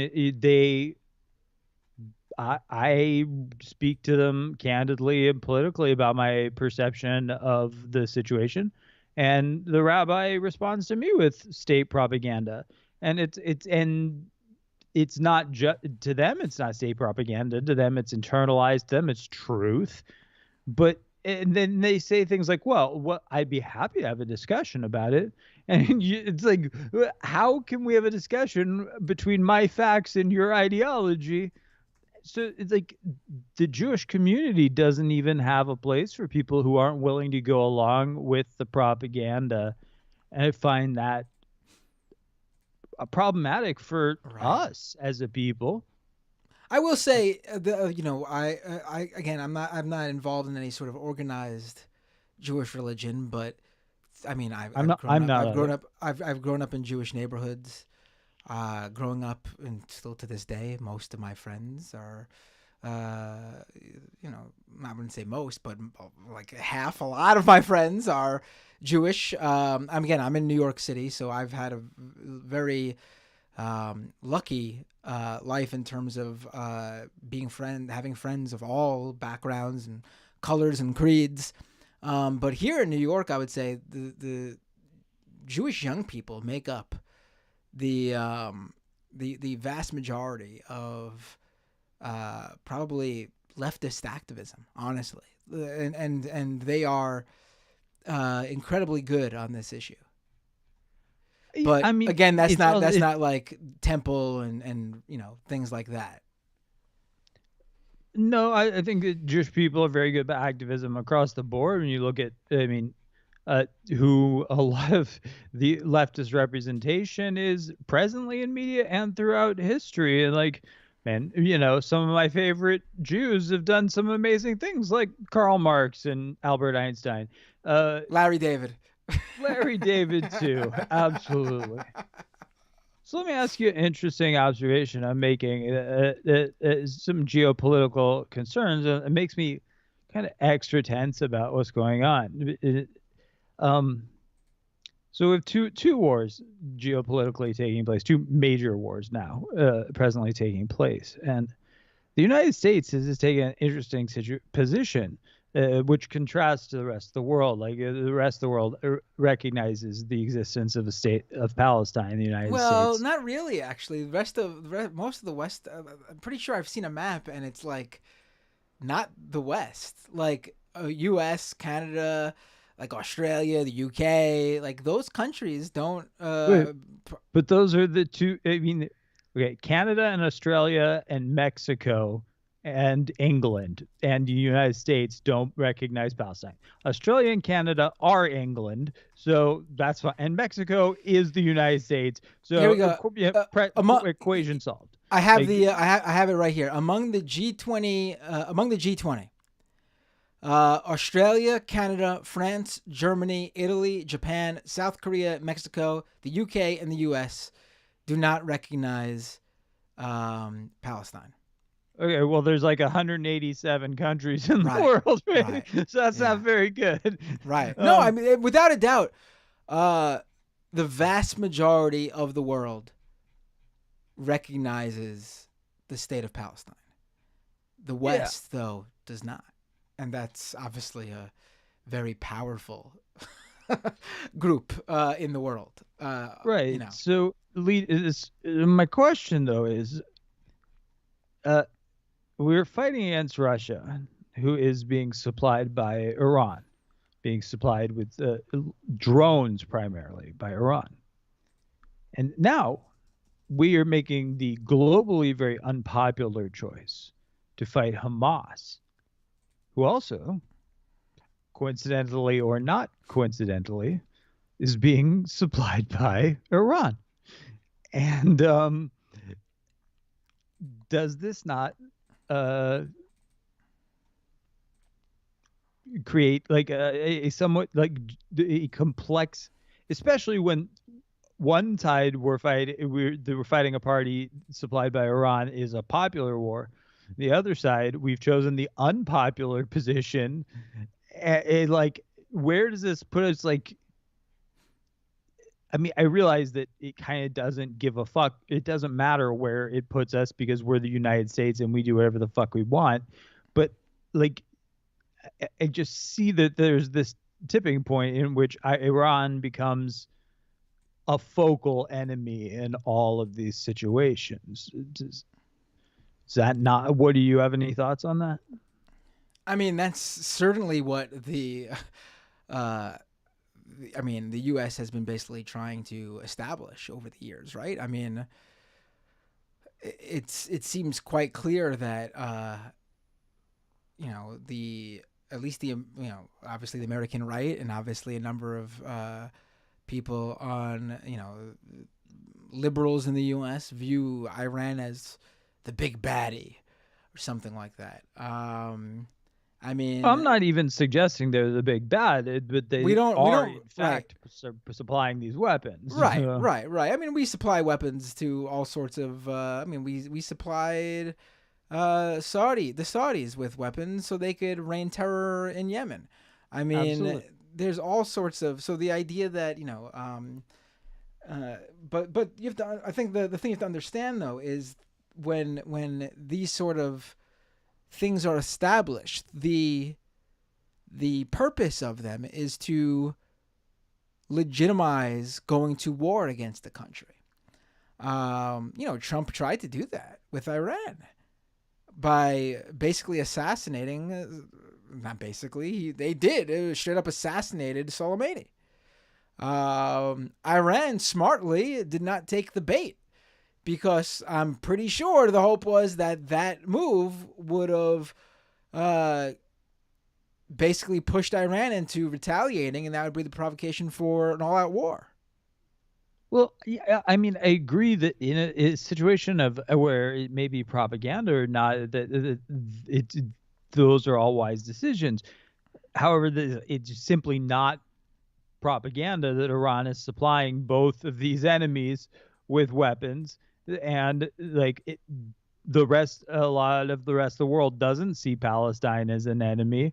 We are going to have to take our positions are clear, and at some point we've wanted like Ahmadinejad out for 20 years.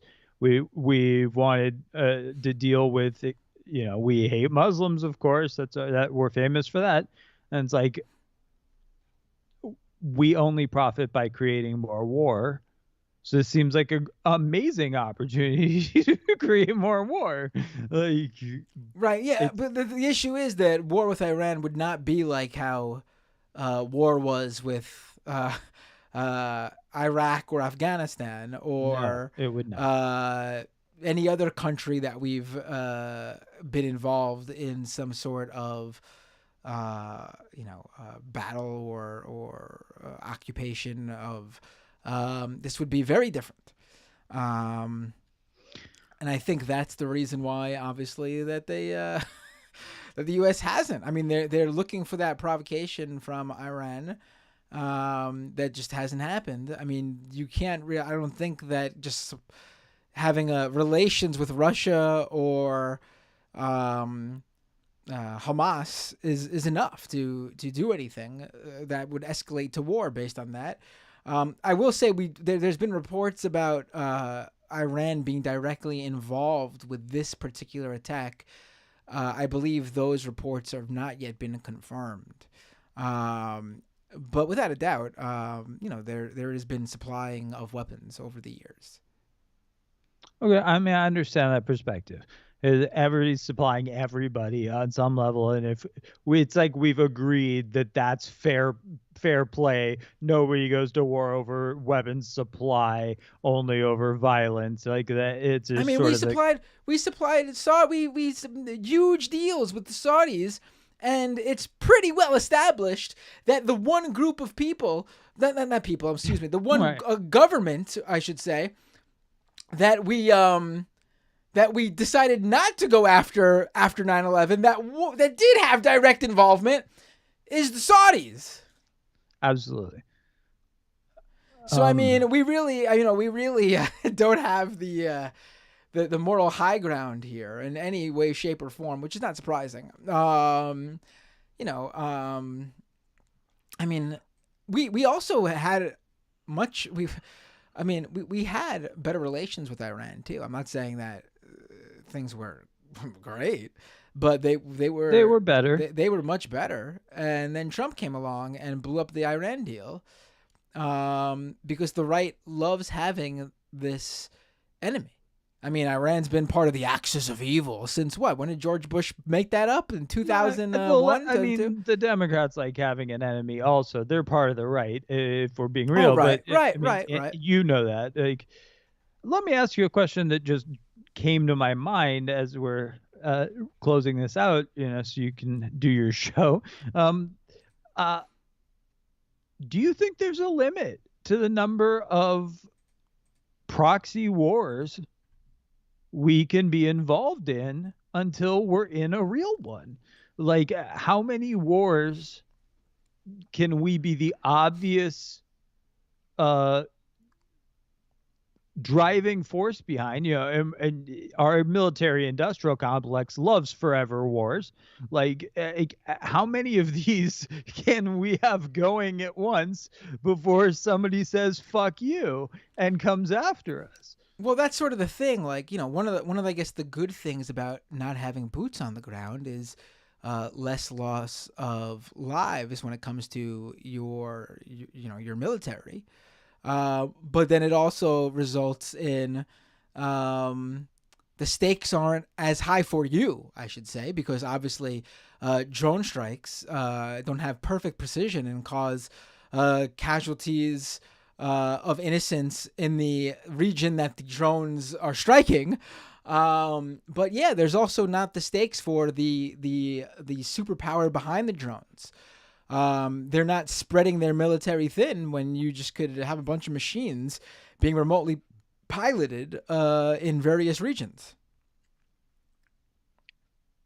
I think it makes it a lot easier for them. I'm saying probably could sadly get away with doing this because we have the ability to do so thanks to technology. Yeah, I mean, it would take a coalition of our allies to stop us, I suppose, excluding China. Like, China would have to go directly to war with us. Nobody else has the power to do it. So, like, yeah, I guess you're right. That's crazy. I mean, one day I hope in the not too distant future there'll be enough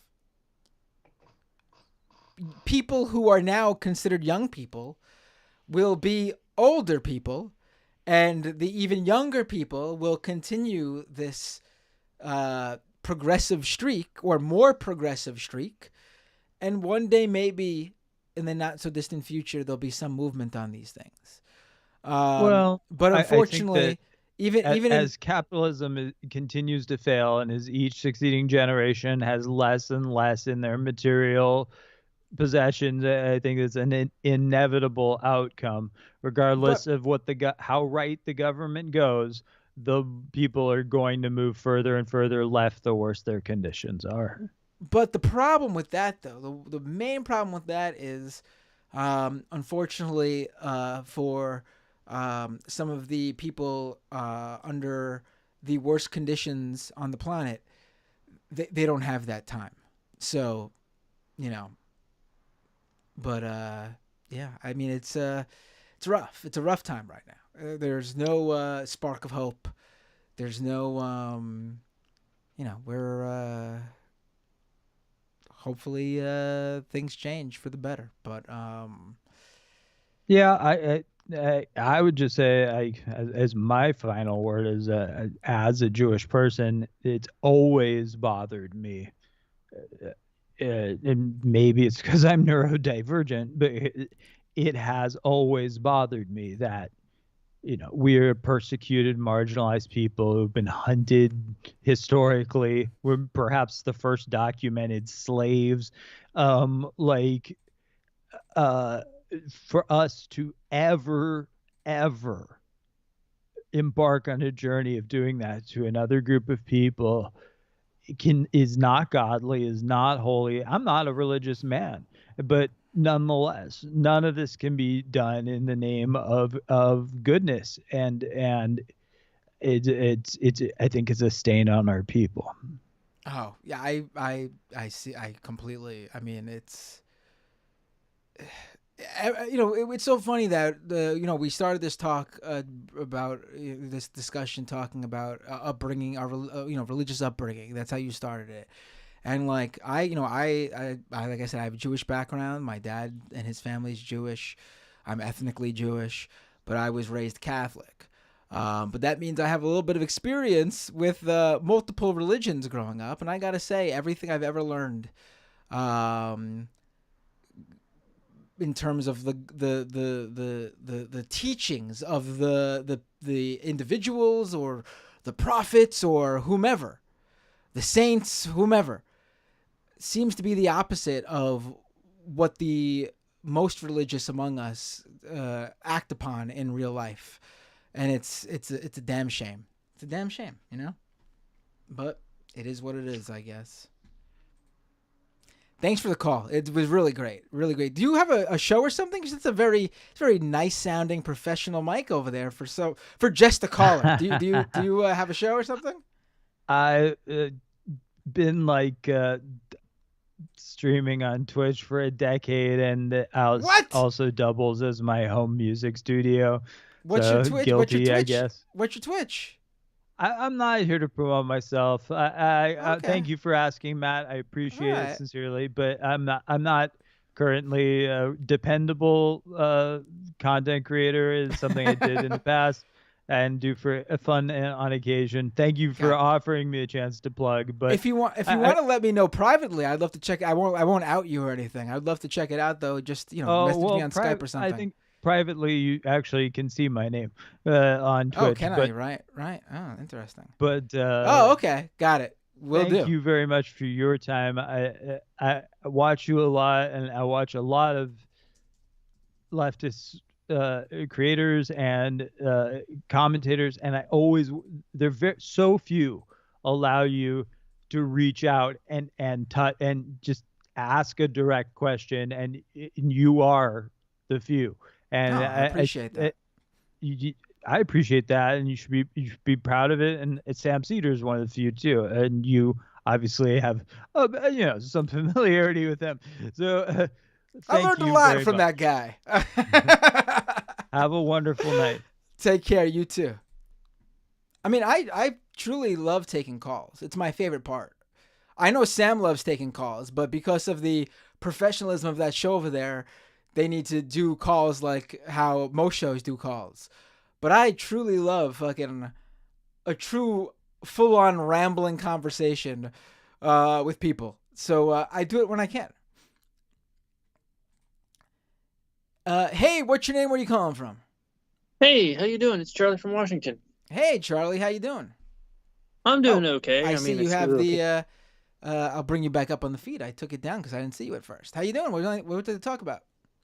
I'm doing good. I kind of want to thank you for covering the topic because, it's kind of on everybody's mind and it's sort of super important. And I especially kind of want to thank you for bringing up like 9/11 stuff, because a lot of the rhetoric that I'm hearing, especially like Marco Rubio's whole thing of like, they're savages and they need to be eradicated.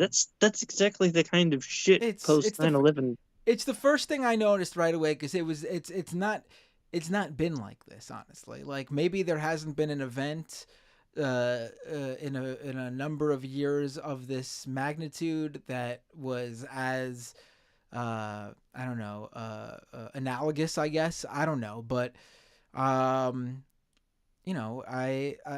it's the first thing I thought of when I saw the reactions. It was like, yeah, it's really disturbing. It was really disturbing. It wasn't even like the most telling thing to me wasn't the first and foremost thing wasn't concern for the people. It was a need for condemnation of what went on instead of focusing on the lives and the revenge necessary instead of focusing on the lives. It was everything but the people who were most hurt by that attack. And that's all I really, needed to see there. It was, it was very disturbing. Go ahead. I'm sorry. No, it's okay. I was just going to say, it seems like an excuse to just like, as many people point out, hate on brown people. And, you and I are the same age. I was in high school when 9/11 happened too. And yeah, I was mad at the attack. I didn't know why it happened. I only know that it happened. But like pretty much immediately people started like going after just like all Muslims everywhere in every part of the world. And I'm like, hang on, that's, Bin Laden is the one taking credit for this. He's not the whole amount he's not the whole of the people, and it's just like, I've been hearing a lot of the rhetoric from both sides, really, saying that the Israeli citizens who died, they're settlers, they're not civilians, that, they're fair game. And I'm like, but the whole reason that I support Palestine in the first place is because of exactly this kind of dehumanizing rhetoric. The 9/11, the post 9/11 era kind of made me a lot of more sensitive to that in general. Plus, I was kind of a nerd in school, and I watched a lot of World War II documentaries because, I'm just like interested in that kind of history in general. And World War II was, like, growing up, the only war that anybody in America wanted to talk about because we're the good guys. So, Right. I find it a little disturbing when you get videos coming out of, like, Israel and Gaza where it looks a lot like, Nazi Germany in the lead up to the Holocaust. And I'm like, people should know better. We've seen this before. Like, come on, guys. It's really something I forgot to mention in the first half of the show is, like, over the years, there's been lots of photos and videos of different areas in Israel that literally would cheer on attacks on Palestinians. Like, you would see there was, I remember back in 2014, I forgot the exact area, but there was this array of photos that stuck with me, and I saw someone post it recently too, of people in Israel setting up chairs, like lawn chairs, like up on a mountain, a hilltop, to watch IDF remove Palestinians from their home and cheer it on. That's so fucked. Like, there's been no discussion about anything like this in terms of like when we talk about speaking out and condemning actions. Yeah, At all. At all. I'm sorry, you're kind of. Oh, I'm sorry. Some of your Go audio is ahead. cutting out a little bit, but I mean, It must be the Skype connection, because you sound good to me, so I'm guessing it's the Skype connection. But go ahead. I was just gonna say, I saw an interview with several of the interviews that the man you mentioned who lost his family, and like the first thing out of the BBC's mouth was, "Do you condemn Hamas?" And like, you brought up, you never asked. You've had hundreds of Israeli people on here to talk about this. You never asked them if they condemn what's going on in Palestine, and he kept trying to, yeah, that's bad. That's tragic. That's horrifying. That's what he's been going through for like decades and stuff. And shush, you alarm. But Right. I also kind of wanted to point out that, like, because my parents had sort of a Christian faith where we went to church. I mentioned before I kind of grew up in a conservative-ish environment. My parents were kind of on the ass end of a lot of that conservatism, so they didn't really get rock solidly indoctrinated into it. They're just kind of very anti-authoritarian, and because we live in a blue state, that's they think the Dems are authoritarian to you, but they definitely don't like Republicans because it's a lot of the shit that they had to deal with growing up. But when we went to church and stuff, they would be very supportive of Israel. And I because of the World War II documentaries, I kind of thought, okay, well, they survived the Holocaust, so Israel's our buddy because of that. And then, funnily enough, from having Jewish friends who are like, yeah, what's going on in Palestine is fucked. It's a lot of the younger Jewish population. I think Sam Cedars pointed that out a lot, actually. And, and then in recent years, getting to see what exactly is going on in Palestine, and you realize, yeah, what the fuck, man? And, Yeah. but yeah, I'm kind of a lot more sensitive, like, to the dehumanizing rhetoric, just because, a lot of the other thing too is, being a queer person and having to listen to my coworkers use a lot of the same kind of dehumanizing rhetoric. There's a Palestinian slow-moving genocide that's been going on for, like, I think he said 50 years. Actually, you should reach out to that guy if you can, the one who was on the BBC. I mean, I know that would be a pretty big grab, but like, the one who was talking Yes. about their Yes. family being killed, and they asked him right away about condemning the Hamas attack. Yeah, you have some journalistic credit, and I'm sure he would love to talk to somebody who would like to hear his side of the story and not just ask him to condemn Hamas. Like, He's like an ambassador. He's not just like even like just a guy from no, the area. He's a a legitimate figure, and it would be a pretty big grab. But if you could reach out to him, and chat, if he does end up managing to pull that off, share the video everywhere you can. Spread that, because you don't have the reach of CNN, sadly, but yeah, just that kind of dehumanizing rhetoric. And then I'm kind of like, I'm keyed into that now, because the post 9/11, that's all we heard about Muslims, and that's what one of the major things that turned me against the Republicans in the first place. I was willing to give them more credit than they probably deserved. Was never exactly trusting of them, but Right. it's gotten worse and worse and worse. And yeah, I just Right.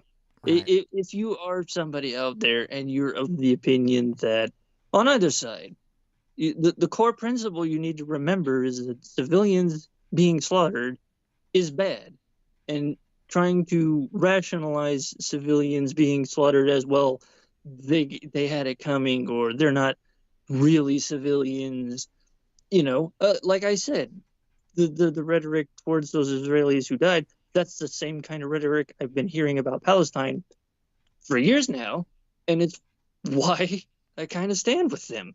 They deserve to be free. They don't deserve to be slaughtered. And most of the Palestinians I've heard from on interviews and stuff, they fucking hate Hamas, because they know they're going to be on the ass end of it. I'm pretty sure Israel's already matched the body count, if not exceeded it already. And if they haven't, they will pretty soon. And this is why, just whatever compassion you have for your side of it, extend that to the other side of it, right? Death is the problem here, right? Hamas is not all of the Palestinian people, and Netanyahu's government isn't all of Israelis. I've heard a lot, like I said, some Oh, of that's the way I always point out that, I mean, even the people who have zero power, who are,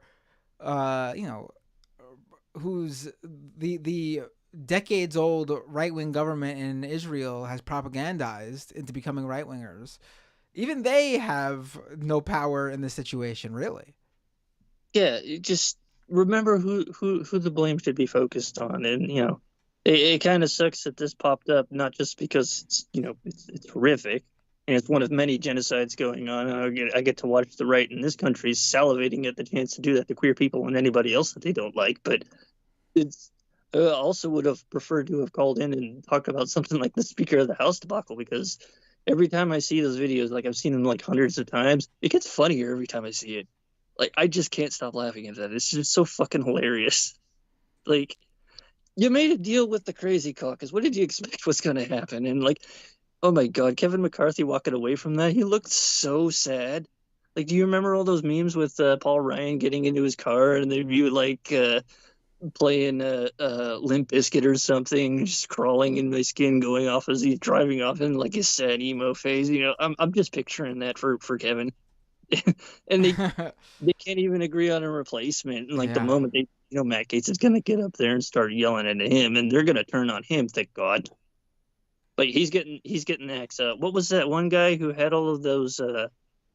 They found pictures of him in lingerie with a whole bunch of women around him, and that was supposed to be a big deal.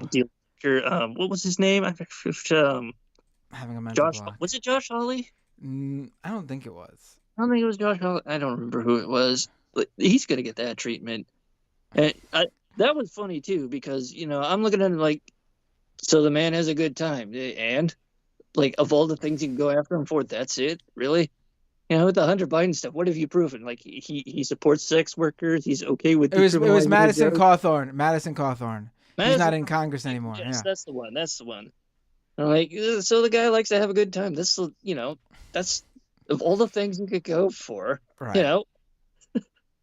But oh yeah, the other thing you should really do, just when you're low on content ideas, you really should do a show about wrestling. Not just because you're. I used to do. Oh, I thought you mean like a whole show or an episode. Yeah, like an episode. You should. Yeah, I've done wrestling episodes before. It's been a while, but I have.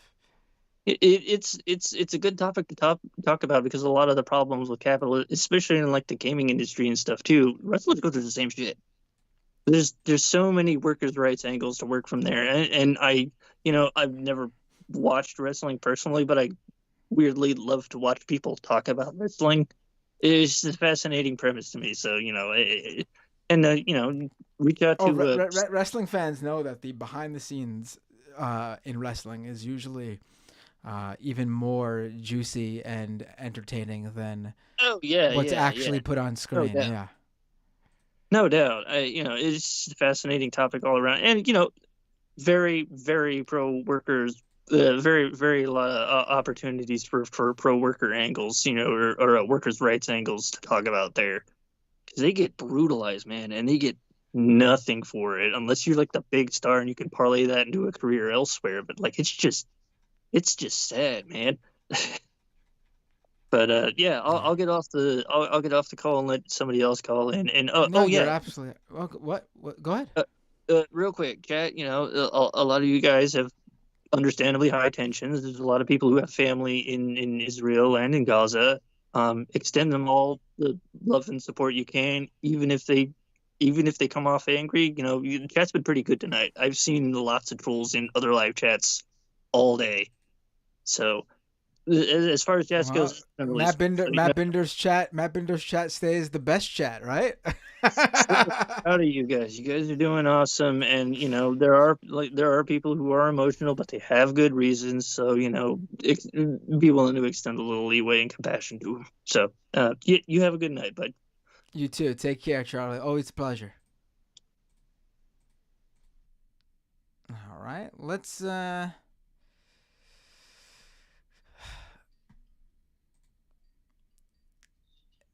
Hey, what's your name? Where you calling from? Hey Matt, it's Josh from California. How you doing? Hey, Josh from California. What's up? What would you like to talk about? So, two things to your previous callers. First guy should try either a Reform or Reconstructionist synagogue. Usually the rabbis are, if they're religious at all, they're like very lightly religious and they're not going to talk to you about Israel. So, if you're looking for community, Reconstructionist is basically an American made-up thing, so go for it. They'll accept you, and honestly, you can just show up to a youth group, and people will just say, "Hey, what's up?" Like you don't have to really talk to the rabbi until it's time to pay for tickets to services for the high holidays.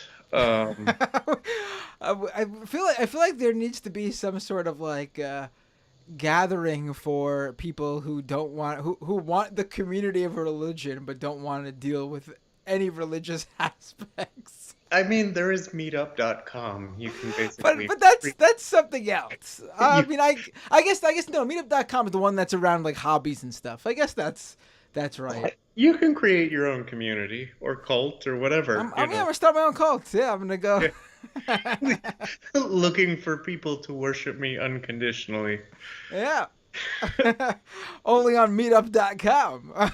Yeah. And Charlie brought up wrestling, and they're all like weirdo libertarians. So like the wrestlers are all weirdo libertarians. Not all of them. There's a few, obviously. The wrestlers have been getting more and more progressive as the years go on. Those in charge, and the executives, the owners, not so much. Well, yeah. I mean, they're old school. Although I do believe that one day, well, I don't know anymore because now that it's part of a group with UFC, I don't know. I used to think that one day Stephanie McMahon and Triple H will take over. And they've shown that, I'm not even sure what they're certainly not progressive, but I don't think they are Republicans like Vince McMahon either. I think they're more sensitive to the situations. They're probably like right-leaning, obviously, but I don't think they're like full-on like Vince. But now that it's part of UFC, a UFC company, I don't know what's going to happen when Vince is gone. Yeah, because I think Ari Emanuel owns like a controlling share there, and he's definitely like one of those right-wing Sheldon Adelson type Jews in charge of a lot of money and donates to AIPAC and all that kind of stuff. AIPAC. So he's not great. He's also Rahm Emanuel's brother, and therefore a shithead by definition. But that's a whole other thing. I mean, because even if they're Democrats, they're like that right wing, like even further right than Joe Biden-ish version of Democrats, where they're just old school Republicans that don't necessarily hate minorities. But you would have a interest. It would be interesting to see you actually talk to some wrestlers about like, because usually you've got all those shows where people interview them, but it's all about like the work. Wrestling? Right. Yeah, as opposed to like talking to them about like labor shit or Yeah. They probably have to be more. They're probably gonna be harder because some of them probably have to be more careful around it. Yeah. But I guess it's a good idea. You certainly should reach out and see. And the motto over there is usually nothing is out of bounds. So someone could certainly burn their bridge on the show with me and then wait a few years and be welcomed back with open arms. So yeah. Well, yeah, it might be worth like indie wrestlers or something as opposed to someone who's under Tony or Vince's thumb. Right. Yeah, the AEW guys might have a little bit more leeway, honestly, to be able to talk. I think Tony's shown himself to be a little bit more. He's not like he's not again. Also not. But he seems a little bit more open to letting his wrestlers have a life outside of AEW than WWE has letting their wrestlers have a life outside of WWE. I don't get. I mean, honestly, I don't get the impression that he has much control over his company in general. But that's right. That's very true. Yeah, I think he's got a right. Yeah. Sometimes listen, there's certainly I'm all for a cool boss, someone who's a friend and can certainly, but when obviously you get your company's so big that you get personalities that think they could walk all over you and take control, probably got to put your foot down and you might not feel comfortable doing that, but it's probably necessary. Yeah, before it escalates to the point of people trying to choke each other or whatever. Yeah, probably a good idea. And for people who don't know, this actually happened in AEW. They lost one of their biggest wrestlers because of infighting in the like actual legit, not part of the storylines, legit personalities clashing and fights happening in the back. And it was the guy who got fired. It was a big part was his fault too. But it shouldn't have even gotten to that situation to begin with. Yeah. No, like that was really fascinating to see because it was basically just like a public bullying campaign and a guy like lashing out because he was the new kid who they were all afraid of he was going to take their spot or whatever. It just seemed like they were all not happy to see him and did anything they could to push his admittedly thin-skinned buttons. Like, yeah. So I don't know. It was an interesting. It was a lot like watching high school, but there was no principal. Yeah. Until again, somebody got choked out in front of the boss, and then it was right. In front of the school. What's it called? The school, not the principal. Who's above the principal? The superintendent. Superintendent. Thank you. Yes, that's what I was looking for. Yep. Super Nintendo Chalmers. All right, Josh. If there's anything else, feel free. But otherwise, great. Yeah, I don't want to comment too much about all of this. Like, I have real strong personal feelings that are not in line with. I have friends of friends that were killed, so I'm just. I'm sorry about that. No, not absolutely. super rational about the whole thing right now.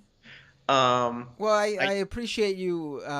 You seem to realize that you have personal connection and your emotions are tied to that, obviously, as humans are going to do, and you recognize that maybe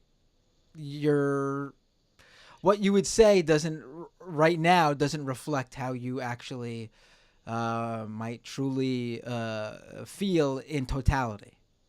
Yeah, and I mean, it's horrible whenever civilians are, I have no whenever civilians are targeted, and whenever and on any side in any war, it's you know Absolutely. just No, that's just I mean just that's really disgusting. that's really the point. Like, that's what it comes down to, honestly. Like anyone any rational mind here wants that. The people who want the occupation to end, the pro-Palestinian side, the rational actors, the people who actually care want that, so there's no more death on any side. And I'm assuming there are, obviously the same for people in Israel, from what I've seen already in videos and calls from citizens. I've seen the same thing. It's quite obvious to anyone who actually who either has skin in the game, so to say, or just truly cares. That's what everybody wants from this. Yeah, and it's just um the only thing that I will say that I would always say is that the I the one thing that people need to evaluate is the arguments they're using to support either side. If you turn that around, if you turn what you're saying around, does it also justify bad actions on the other side? And if it does, then maybe you need to think about whether or not your motivations are actually logically based or emotionally based, because you can justify a lot of really horrible things through, oh well, I feel I'm right, therefore whatever happens is okay, as long as the ends justify the means, basically. Right. And so you need to I think people need to think about that, because there are innocent people on all sides. And No, absolutely. Yeah. No, absolutely. I mean, yeah. All right, Josh, have a great night. Thanks for the call. All right, have a good one. All right, let's take one or two more calls here. Let's see. What time is it? Hey, what's your name? Where are you calling from? What's up, man? It's Omega. Long time. How you doing, Omega? It has been a long time. Good. Just the season kind of kicked a few of our asses at home. My youngest lost her voice, which is very odd to hear a kid losing their voice, but it happened. Yeah. I was gonna get into understandably, the stuff that happened in Israel and Palestine, all that stuff is pretty heavy, and is justifiable in how much coverage, despite the fact that it's kind of not the best coverage, but it's justifiable how much coverage it is getting and how much people are talking about it now. But you know anything about the earthquake that happened in Afghanistan over the weekend? I think, was it over the weekend or was it yesterday? I can't remember exactly. You know what? I don't even know if it sounds familiar, like it might have come across my I probably came across it, but right, it's been barely seems like it just happened. It says this is new news, unless this is oh, it's a second one. Oh yeah, no, I'm seeing. Oh, it is a second one, right? There was another one. You're right. Shit. This is what I saw. Yes, earthquakes kill over 2,000 in Afghanistan. Jeez. Wow, we just literally unveiled some breaking news inadvertently. That's yeah, and another one just now, right? Ugh, that's freaking terrifying. I feel like it's it's another case of, hey, certain aspects of mistreatment of the earth is leading to a situation of like, hey, now negatively impacted to death because of the fact that, hey, these people don't have, first of all, they don't have the system to support a lot of these things, and then they also don't have the situation of the fact that their government is just like, all the stuff is like upside down, and their land is not necessarily the most stable at this time because of everything that's been happening. And how I mean, I don't know if they count as part of the global south, but maybe they do. Like one of the parts of the world of the global south that would be impacted by bad climate policies and whatnot. I don't think they are.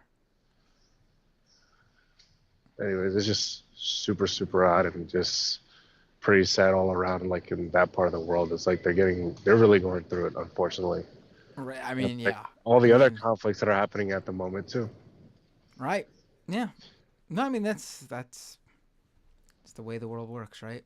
A lot of, especially modern modern day, where we can know everything, but only have so much room for what I guess our media deems is important for us to know, or what they want us to know. Which is why it's good to have independent news sources. Yeah, it very much is, and the fact that like, And I should say, obviously, the major outlets like the New York Times, Washington Post, they cover these things too. Like that's where I'm seeing the earthquake information. So I'm not to be completely poo pooing yeah, on the mainstream, but yeah. yeah, it's really sad that a lot of people only comment when the complexion of the victims are a certain way, and then the other people who get shitted on all the time and don't really get to have clean drinking water even, or other things, or get woken up in the middle of the night because, hey, we're gonna bulldoze your home, get out, situation, which I've seen so many times. And it's like this whole Hamas thing. I don't want to say too many things, but it's really sad because it's like, I would like it if, like, considering what was learned about, like, hey, how Netanyahu kind of has a hand in the creation of Hamas along with Iran. It's pretty fucked up that it's like that he seems very bent, and it's very obvious that he's bent on not having a two-state solution. He just wants to annihilate these poor. Well, I honestly I think a two-state solution hasn't been a sort of solution based in reality for a very long time. Yeah, like not even in the least trying for a two-state solution, or like best case scenario, just go back, let them have their land back. It's literally land back over there too, as much as it is over here. Is that over there it's even worse because it happened in less than a century's time, and mainly because of the malicious intentions of the West, where they didn't want to host certain groups of people after they were like, a lot of their relatives were killed and pretty much and treated like chattel and stuff like that. It's like it's a chain of like bullshit, and it's like it sucks that so many people are not wise to it, and it sucks that, like, I even saw on TRT they had a person on who has Israeli ethnicity and he was Jewish too. And his name is Ben Gleave. I'm sure you're familiar with him, and like he had some takes that were not the best, but it was one of those cases, like, if you really took the time to listen, you're like, I know why he says this, so he's not totally in the wrong here. It's just that when you are with that upbringing, you don't totally absolutely know, like, hey, some parts of it are wrong. It's like the people are not bad, and in fact they probably mean very well, and they probably don't want anybody to get hurt, but they think this or that or the other thing.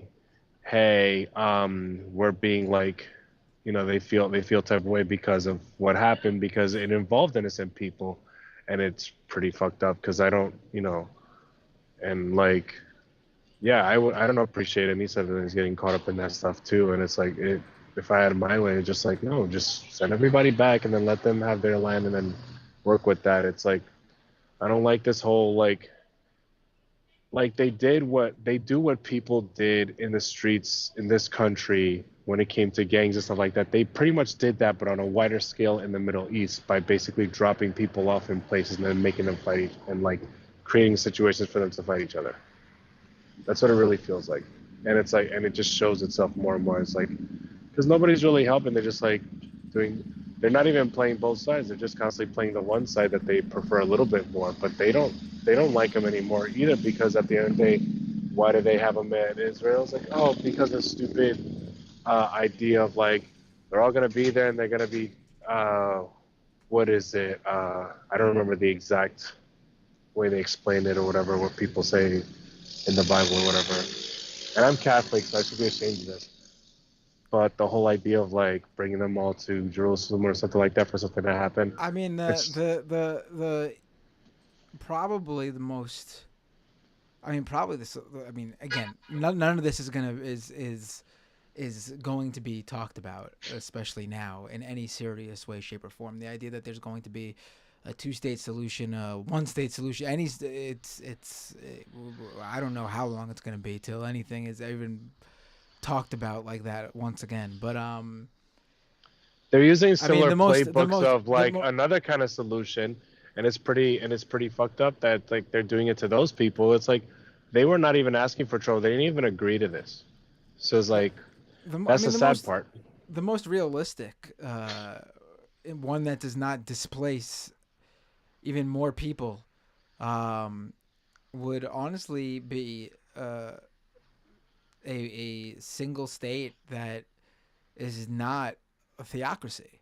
That isn't. I mean, yeah. You can't have everybody at the table. Have everyone at the table. It's just like it's telling one group, your vote doesn't count because we don't like what you decided on. It's like, no. How about count them in too, and then that way you can peacefully I mean, we look at the West looks at theocratic states in the Middle East, like ones that are run by decree of Islam, for example. We look at that in a way where, oh, that's terrible, horrible. It shouldn't.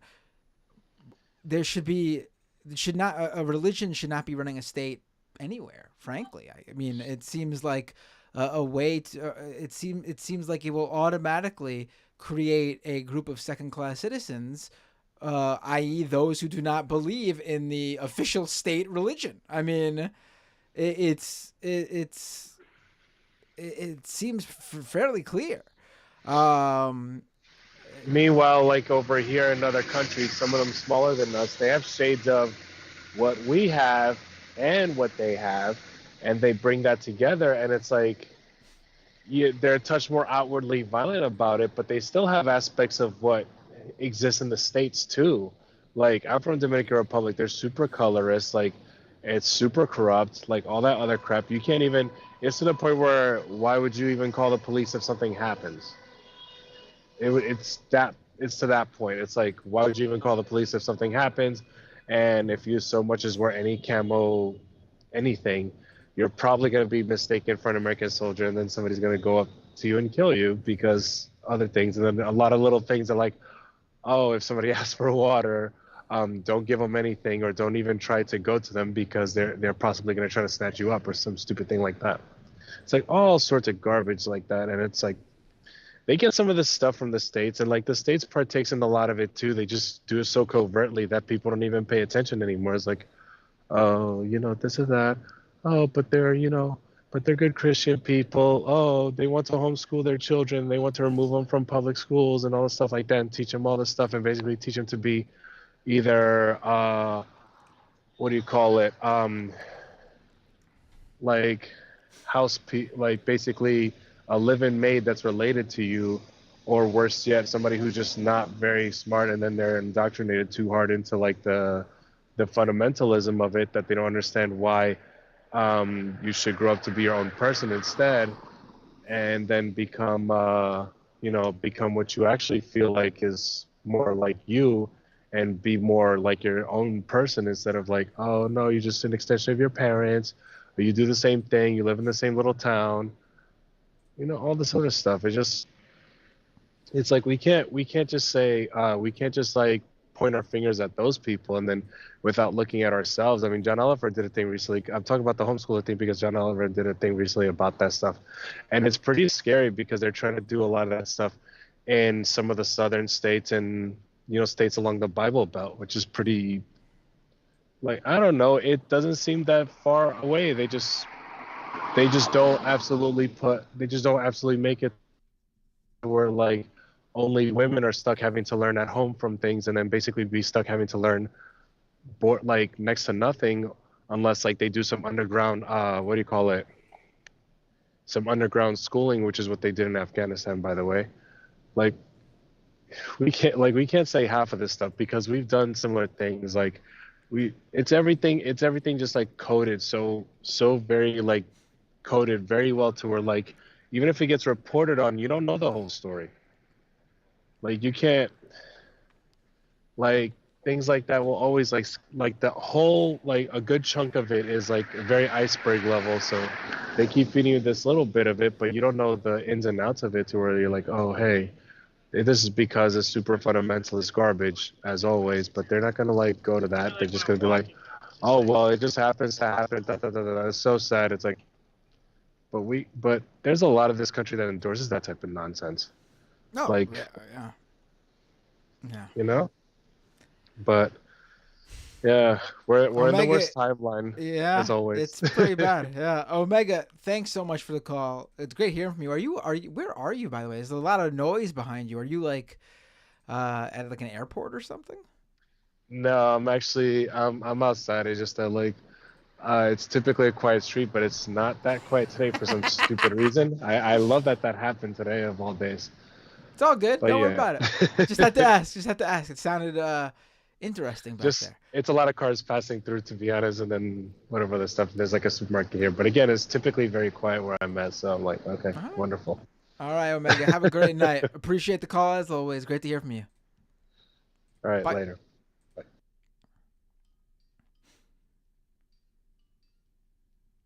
Oh. Hey, what's your name? Where are you calling from? Yo, what's going on, Matt? What's going on? How are you? Oh, it's Hansi. Can I pull you up on the feed? Go ahead, bro. How you doing? I'm good, man. I'm glad that you're on, man. I need to talk to somebody. You know what I mean? Like I feel like you're one of the few shows that like is talking about it with. I know there's people who, again, and this is not me chastising like the Palestinian supporters, right? But I do believe, like in the 2010s, right, it was a lot easier for me to basically go, okay, I know what side of the fence I'm going to be on because the U.S. has lied about the invasion of Afghanistan and Iraq. And I saw what the lies of 9/11 did and how fucking scared I felt watching any entertainment throughout those years. Only thing that saved me really was hip hop because I feel like hip hop was the only one that was kind of like not going down that like the anti-Muslim brigade, whatever.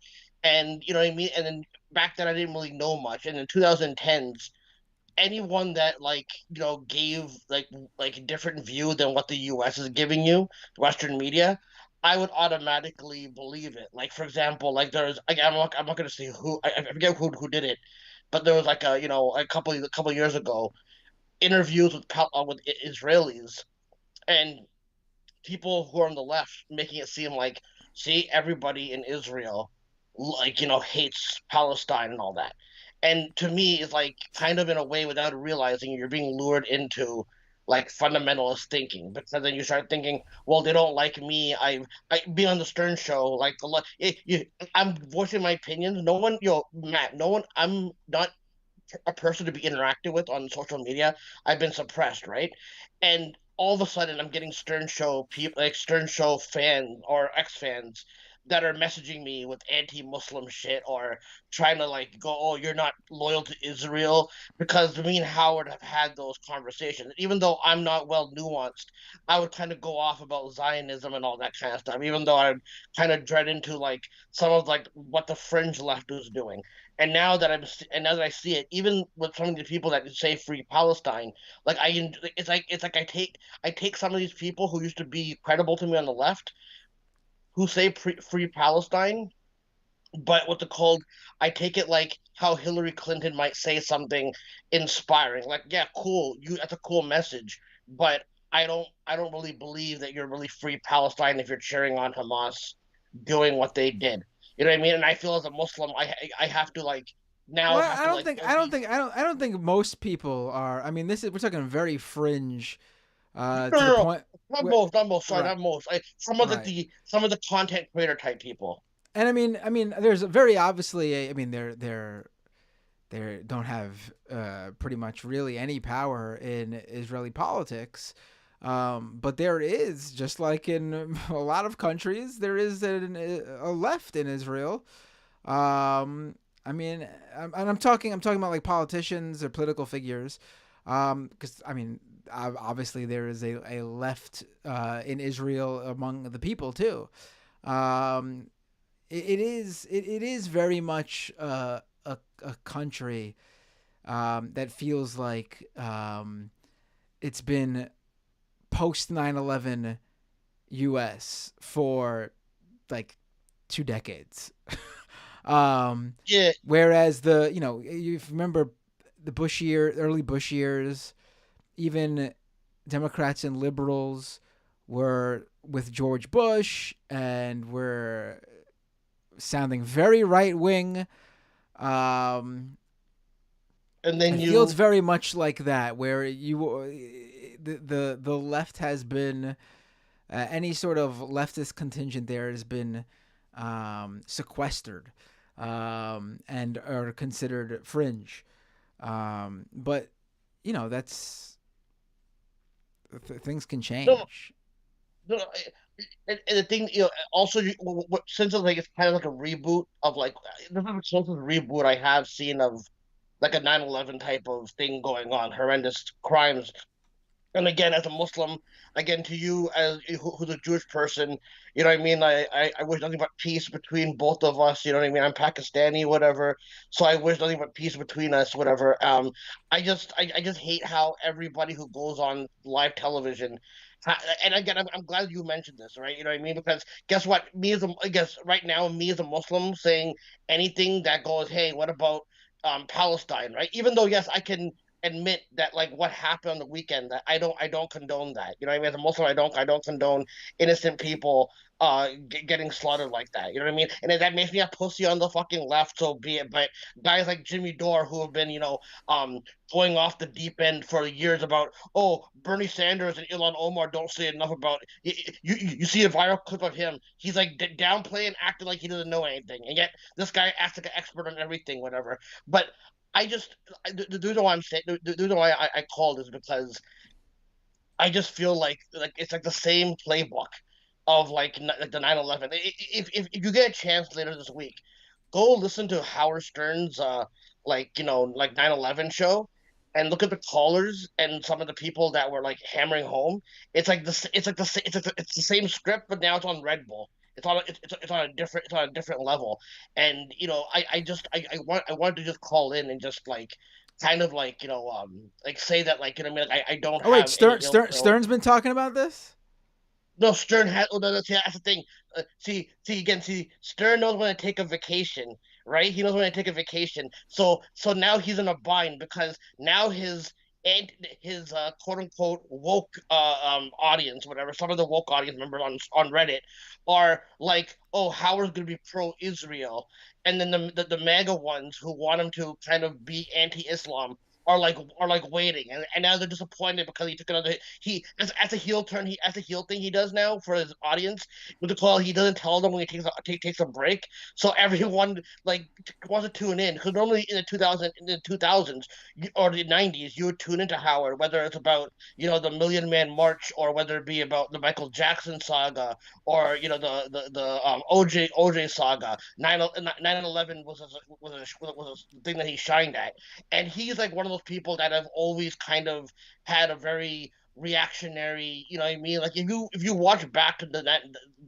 9/11 thing, you'll notice the same type of playbook is being done with like the current people who are commenting and wanting like the end of all Muslims. Like I don't know what's gonna happen in Canada. Like I don't know if you heard about this, but in Canada, there was a pilot that was pulled from Air Canada because and again, see, this is how the propaganda works, Matt. What they're called. I don't know if this guy was just a Palestinian, like a pro-Palestinian guy, or if his message was like literally like a pro-Hamas message. You know what I mean? Because now, like the propaganda online and like you point out, Elon Musk doing all this shit with like uplifting all these people. I have no idea what is true or what's not. Like if there's beheaded babies, I don't support that. But then at the same time, people are saying the beheaded babies that might not be verified right now, and I'm fucking confused as fuck right now. You know what I mean? So yeah, I'm kind of worried because I don't want to fall into fundamentalist thinking, bro. I don't want ill will towards Israeli people, like innocent Israeli people. I don't give a fuck about Netanyahu. He can go fuck himself.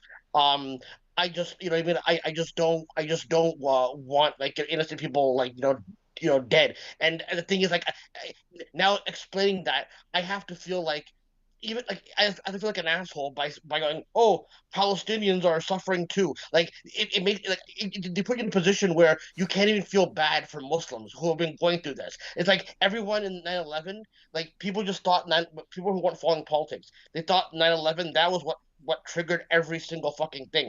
No one had any context. Like a lot of people, the general public didn't have any context of what was really going on in the Middle East and what fucking led up to what happened on 9/11. And I feel like now it's a new generation now that is being brought up on the same thing. They don't have the historical context because of the people who are in Western media, like telling you that like you're like, oh, if you support Palestinian, you're a fucking pig, you're an animal, and all that kind of shit. And it feels like bad faith actors on the right wing side or the neoliberal side. They want to push people because again, bro, I couldn't talk to anyone about this in 2010s because you wouldn't get an honest opinion with someone like Howard Stern. So I had to go online, and I felt like online then became dangerous as well because then people would always kind of lure you in to more like sophisticated fucking propaganda, even though they'd use the common plight of, oh yeah, freedom for Palestine, freedom for Palestine. So yeah, in a way, bro, I'm fucking scared more than I have been during like the 9/11 era. You know what I mean? Like it's really like even when you watch wrestling, I don't know if you know this. Right now, what they're called, everyone has to be a discourse wrestler, right? So in the week that this happened in Israel, you know how MJF had a whole hate crime happen to him as a kid. I did not know that. He did? Well, no, he's using a promo about how kids threw quarters at him, calling him a Oh, Jew. right. So on today's show, what they called, Juice Robinson had a roll of quarters. In his defense, he does use quarters a lot, but he had a roll of quarters with MJF's name on them. So now everyone's outraged because during this week you're already playing off a hate crime, and Israelis got massacred and all that. So like even with wrestling, you can't even fucking escape this shit. You know Oh, what I people, mean? Like I don't think there's any tie there, honestly. I mean, the fact anyone putting any ties there is, I mean, that's basically conflating being Jewish with what's going on in Israel, which is not the. It's just not the same. But I mean, that's the same sort of thing that the right does, conflating someone's Jewishness with how much they support Israel. The two are not one and the same. No, I get you, man. I was just saying that like even the wrestling discourse, like everything. No, I know you're just saying that like that's what some people are doing, connecting the two. But it's just, I think it's I mean, unless they specifically brought it up, it's just playing off the established MJF character, which is that he's a Jewish guy. No, that's cool. That's cool. No, I just wanted to bring that up, and Matt, man, I appreciate you just I couldn't. There's a lot of people on like there's a lot of people like there's only a few people on the left I really listen to now, and I felt like your show was actually really good because also because you're also a Jewish person as well, so I feel like I show solidarity with you for at least like not downplaying what's happened to Palestinians. And again, and as a Muslim, I don't condone what happened with Hamas. Hamas can fuck off. Right. You don't have to. I want to be honest. You don't have to do that. Like, I think it's obviously like I think you've made it clear that you're like I don't like that. that line of thinking that I'm not saying this about you. I'm here. I'm like defending you from the idea that as a Muslim person, you need to come out and say that every 10 seconds when you're talking about the issue. You've made it clear where you stand. Yeah, and anyone who does that, like someone tried to do that with me for just pointing out that the situation where Israel controls the flow of food, medicine, electricity, water, whatever, everything, into a land that, a region that has no say in the Israeli government, is not considered Israeli citizens, is the problem here. This is the issue here. Why? What people would put up with another country, officials in another country, unelected by them, would put up with them controlling their everyday lives? I mean, American conservatives dream of executing shoplifters for the crime of stealing a purse or an iPhone from Apple or Coach or whatever, Gucci. So the idea that these people would be fine with the conditions the Palestinians live under and wouldn't do something while they themselves advocate for extrajudicial killings of petty crimes in this country is absurd. It's absurd. So you've made it quite clear that you are, just like I have, with our beliefs and our stance, that what happened to those innocent Israeli citizens is appalling. Condemn it outright. We don't have to say that every time we talk about it, because our position is made clear. And the fact that they want us to do that shows that they don't want to talk about the actual issues at hand. They want to consistently come back to how much do you apologize for what occurred, as if you have some bearing over it. Matt, I thank you for saying. I thank you for saying that. I guess the reason why I feel like I have to in some way, because like I said, in the 2010s, I could have fallen for generalized talking points. Like if somebody's like, "Oh, I'm free Palestine," I'd be like, "Hey, that's a good enough message." Like there's enough people who have like for example, like that guy George Galloway, who's like a journalist, right?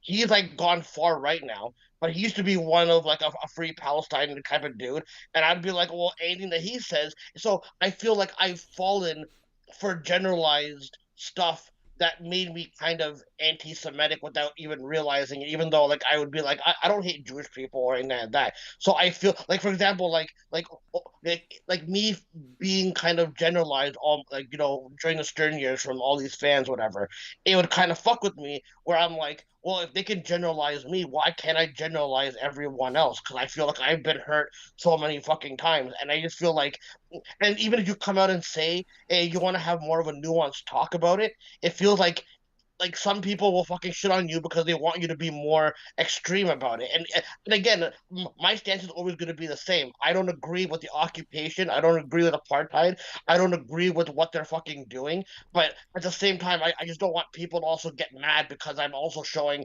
solidarity for dead Israelis as well. Like, you know what I mean? Like, I'm not saying that. You should.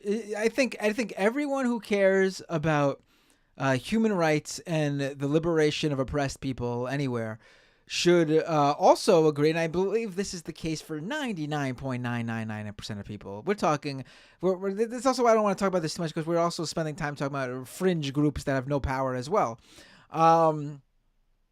Also, that group that cares about human rights and liberation of oppressed people everywhere also cares about people living in peace and unity anywhere and everywhere, not worrying about death, destruction, disease of themselves or their family, regardless of who they are, where they're from.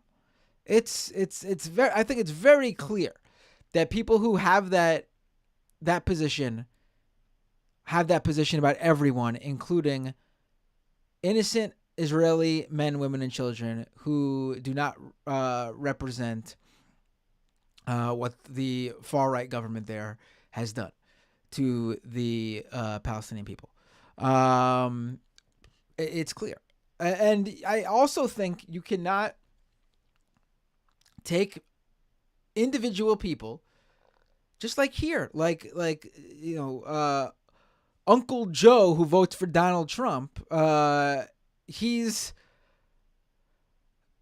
doesn't deserve death because he voted for Donald Trump. Let's say Donald Trump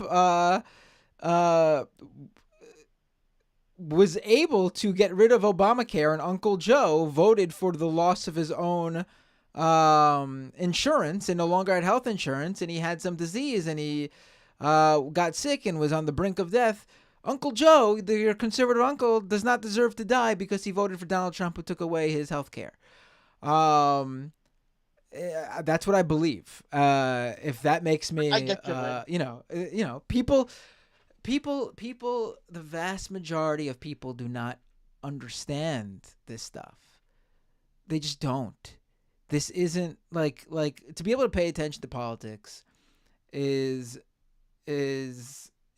and not be working in politics in some way, or the media or whatever. If it not to be your job in some way, you need to have time, which is a privilege for some people who just don't have time. Working people, single parents, people who work multiple jobs, people who this is just not for them. Not everyone is meant to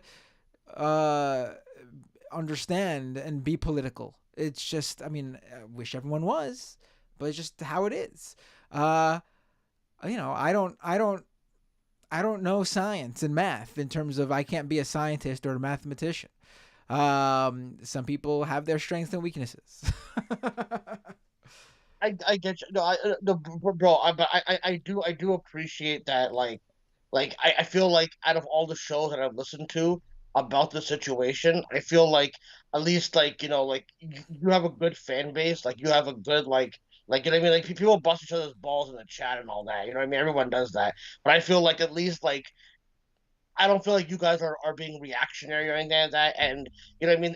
And just like seeing a bunch of the reactionary stuff, bro, it scares me because I've mentally I've never felt like, oh shit, like this is like on a 9/11 like 9/11 level rhetoric that's going on. And I can only because you know what happened after 9/11? There was like a bunch of the entertainment that you watched, it was all filled with super, you know what I mean? Like I'm worried about that's the way that we're gonna be going, where there's gonna be more because now whenever these things happen, now the entertainers have to get involved and it has to become sports entertainment, even though there's lives on the fucking it'd be so fun if it wasn't so tragic because there's actually people's lives on the line with it. But I can already see where the writer, if I see the patterns going from where it was in the 2000s, I know where the patterns are going to be going with the rhetoric at least. And, I just thank you for being one of the few shows, you know what I mean? Like Ravana's been cool as well. She hasn't been a reactionary, you know what I mean? Like a lot of people, there's a lot of people on the left that have been cool. The Serfs have been awesome. Like I Leftist Mafia is a pretty, you guys have a pretty cool, little outfit going on with what you guys do. So I appreciate you for at least having more of a nuanced conversation about it and doing it more realistic and all that kind of shit. Not doing the reactionary, not wanting to have people's heads fucking hunted for and all that kind of shit. So I appreciate. Well, that's just against the left. It should be. It's just. It is what. It's against what I believe in, the ideology that I advocate for and am a part of and believe in. Whether it be leftism, being a progressive, a socialist, as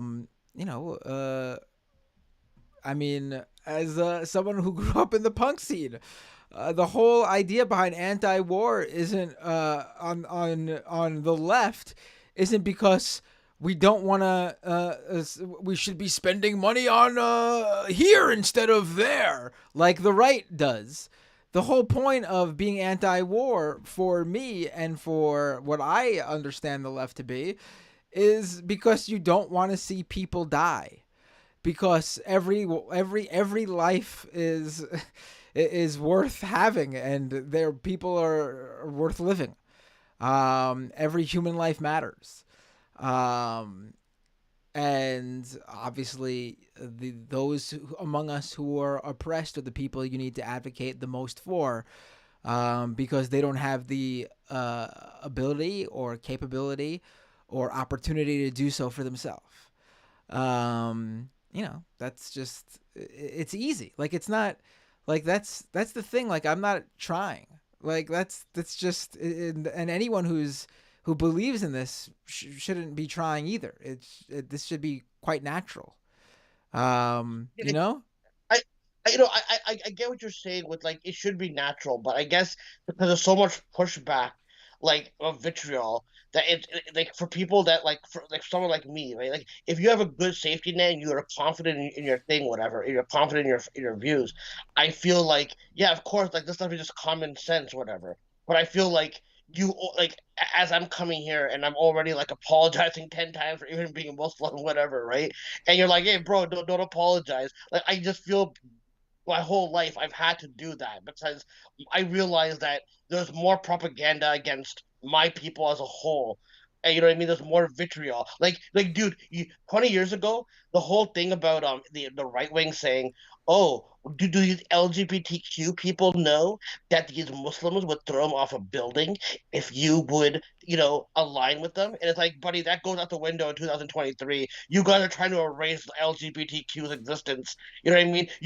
These people were praising the anti-LGBTQ Muslims, the right-wing Muslims in Michigan that were doing the anti-LGBTQ shit. Now all of a sudden those token Muslims are gonna fucking find out that told you those fundamentalists that you align with for this anti-LGBTQ shit isn't gonna be working out in your fucking favor. You know what I mean? This is why you shouldn't be a fucking token for the right wing. And because again, the right wing always talks about forced diversity. I've never seen more forced diversity embracing white supremacy from different groups that go, well, I'm not a white supremacist, but I'm going to support far right wing fucking shit. You know what I mean? And before I go, I just want to say what's it called, because I've been able to talk to you and converse with you, and I've been holding off, and I know it's going to be horrible, whatever, but like. I've been holding off on it, whatever. But I feel like because I got my confidence back in calling in and doing my own podcast, I've decided to at least before the world ends, I'm gonna go on Thursday to go and try open mic night for a comedy and shit. So I want to thank you for at least like helping me find my confidence back by conversing. Oh, you're doing it. Where are you? Where are you doing it? I gotta. You don't want to share? All right. You're not there yet.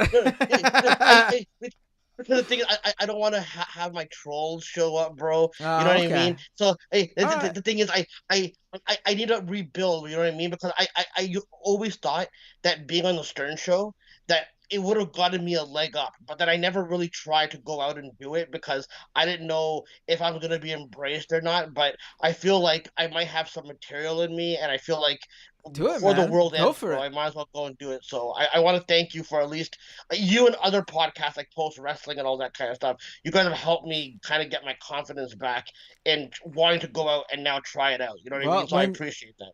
Well, when you get your Netflix special, I expect to see my name in the thank you part of the credits. Well, the name of the special will be called Red Pilled or Triggered or something stupid like that, just to get, Anyways, Matt, man, I'm sorry for holding you up, and I appreciate you talking to me. I always love talking to you about politics, bro, and again, your show has helped me feel like a lot better about myself, so I appreciate you, man. Well, I thank you. Thank you. Maybe if I do that for a few more people, I could be the leftist Jordan Peterson or Andrew Tate. What? I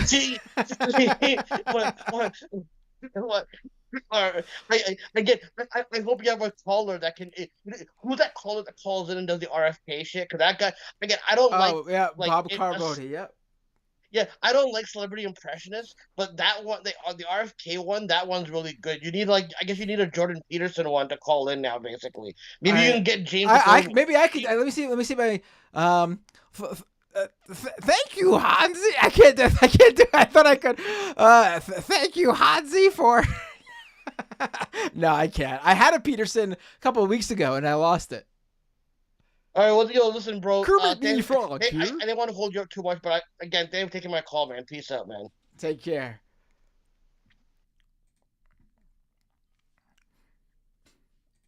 I'll take one or two more calls. Let's do this. Hey, what's your name? Where you calling from? I had a Peter. Oh, hey! Oh, you gotta put down the stream audio because I was here. Yeah, sorry. It's all right. Hold on, let me pull you up on the feed. You're there. Okie dokie. Hey, how you doing? I'm doing pretty good, actually. Actually, really, really good. A lot of exciting things have been happening lately. So I've been talking about a lot of heavy stuff. And I mean, it's totally understandable. Everything over there is just fucked up. And obviously, like, I'm concerned a little bit too about, I don't really know how much of it really represents the left, but I do think that obviously Palestinians are suffering under an apartheid state. That is just a fact that has to be acknowledged. I mean, Right. Nelson Mandela said it himself, as Michael Brooks has pointed out. I mean, Desmond Tutu. I mean, I think these specific individuals know a little bit about the topic, and I think they're especially Nelson Mandela. Yeah. Well, Desmond Tutu as well, but yes. Yeah, Desmond Tutu. You're right. Sorry, my bad. But obviously, though, at the same time, it's like, just seeing more than I would like support for Hamas on the left. It's like, I'm trying not to get too, drawn out by it because I don't know how prominent it really is. But, yeah, to me, it's not even worth, and it's obviously it should be also considered distinct from, people who live there who clearly, will have completely different reasons, where they need to or support the group, even if it's wrong-headed, because I mean that's all they know, and it's been who they've seen over there doing something ostensibly for them. Right. It's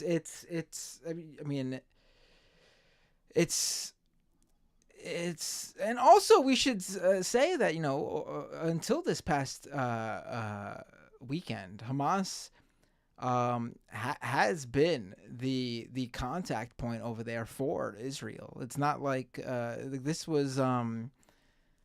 I think this was what caught people by surprise here. Also, was that Hamas had not done anything like this in quite a while. And this is not even equivalent to the rockets, which I think even Israel didn't view in the same because they have the Iron Dome that intercepts. Exactly. It's yes.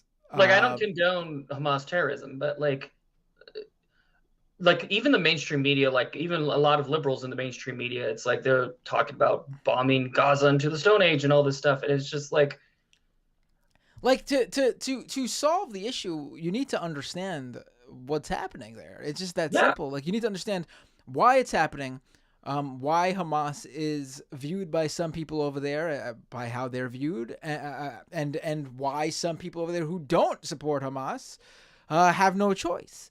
And it's all because of the occupation and the conditions there. I mean, if you want to solve this, there is one side that has all of the power here. Mm-hmm. And there's been no movement by Netanyahu and his far right government. This is not a priority for them.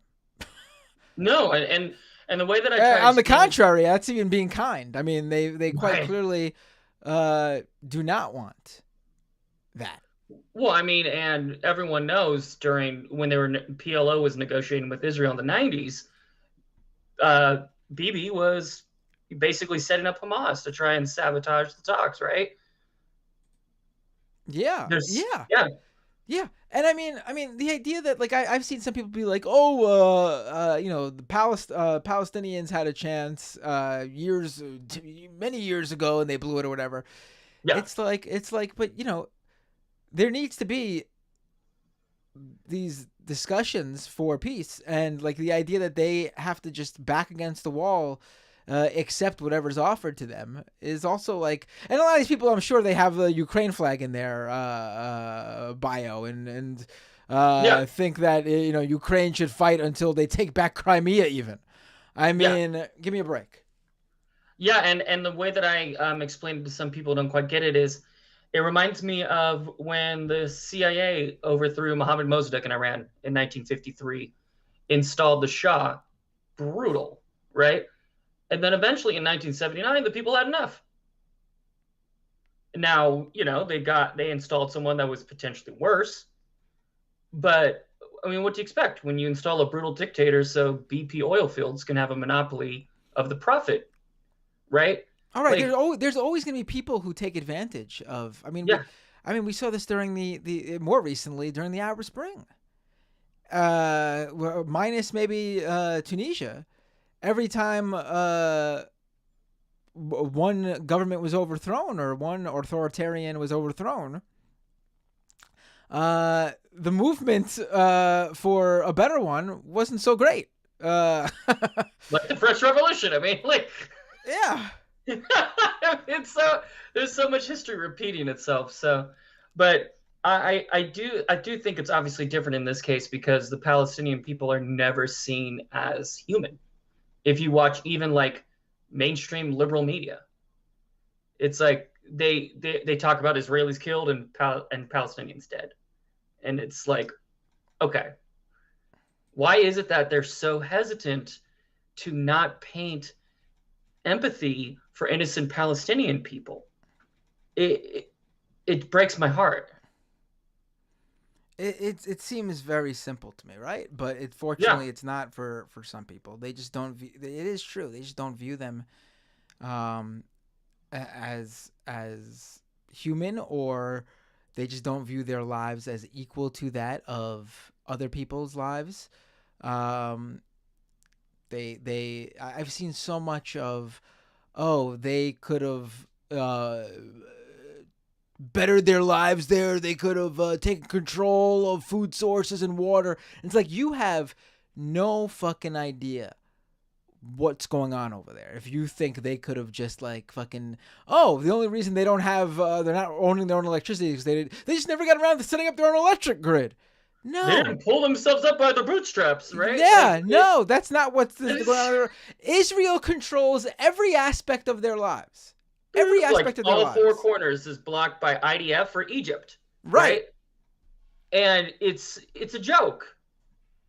They live in an open air prison and yes, I had someone on Twitter send me the TripAdvisor list of hotels in Gaza saying, "Oh yeah, quite the open air prison, right?" And my God. Hold on, I couldn't help but think like, wait, how do you think actual prisons work? Even here in the U.S., you can visit people in the prison. You can go there. There are literally whole economies in towns built around prisons.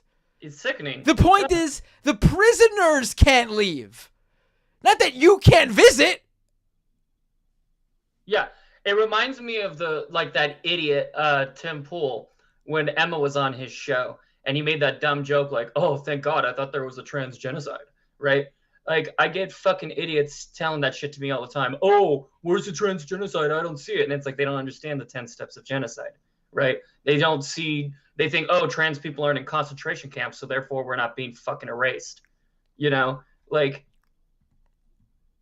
No, I mean, it's a lot of overlap here, obviously. Yeah. Which is why it's upsetting to see certain marginalized groups not stand up for other marginalized groups. I mean, in this case, one marginalized group is doing the oppressing of the other marginalized group. Yeah. And when it comes to the Israeli government, it's tricky. When I was younger, I used to use a lot more broad sweeping language. "Oh, Israel, this, and that." And I constantly would get people accusing me of anti-Semitism.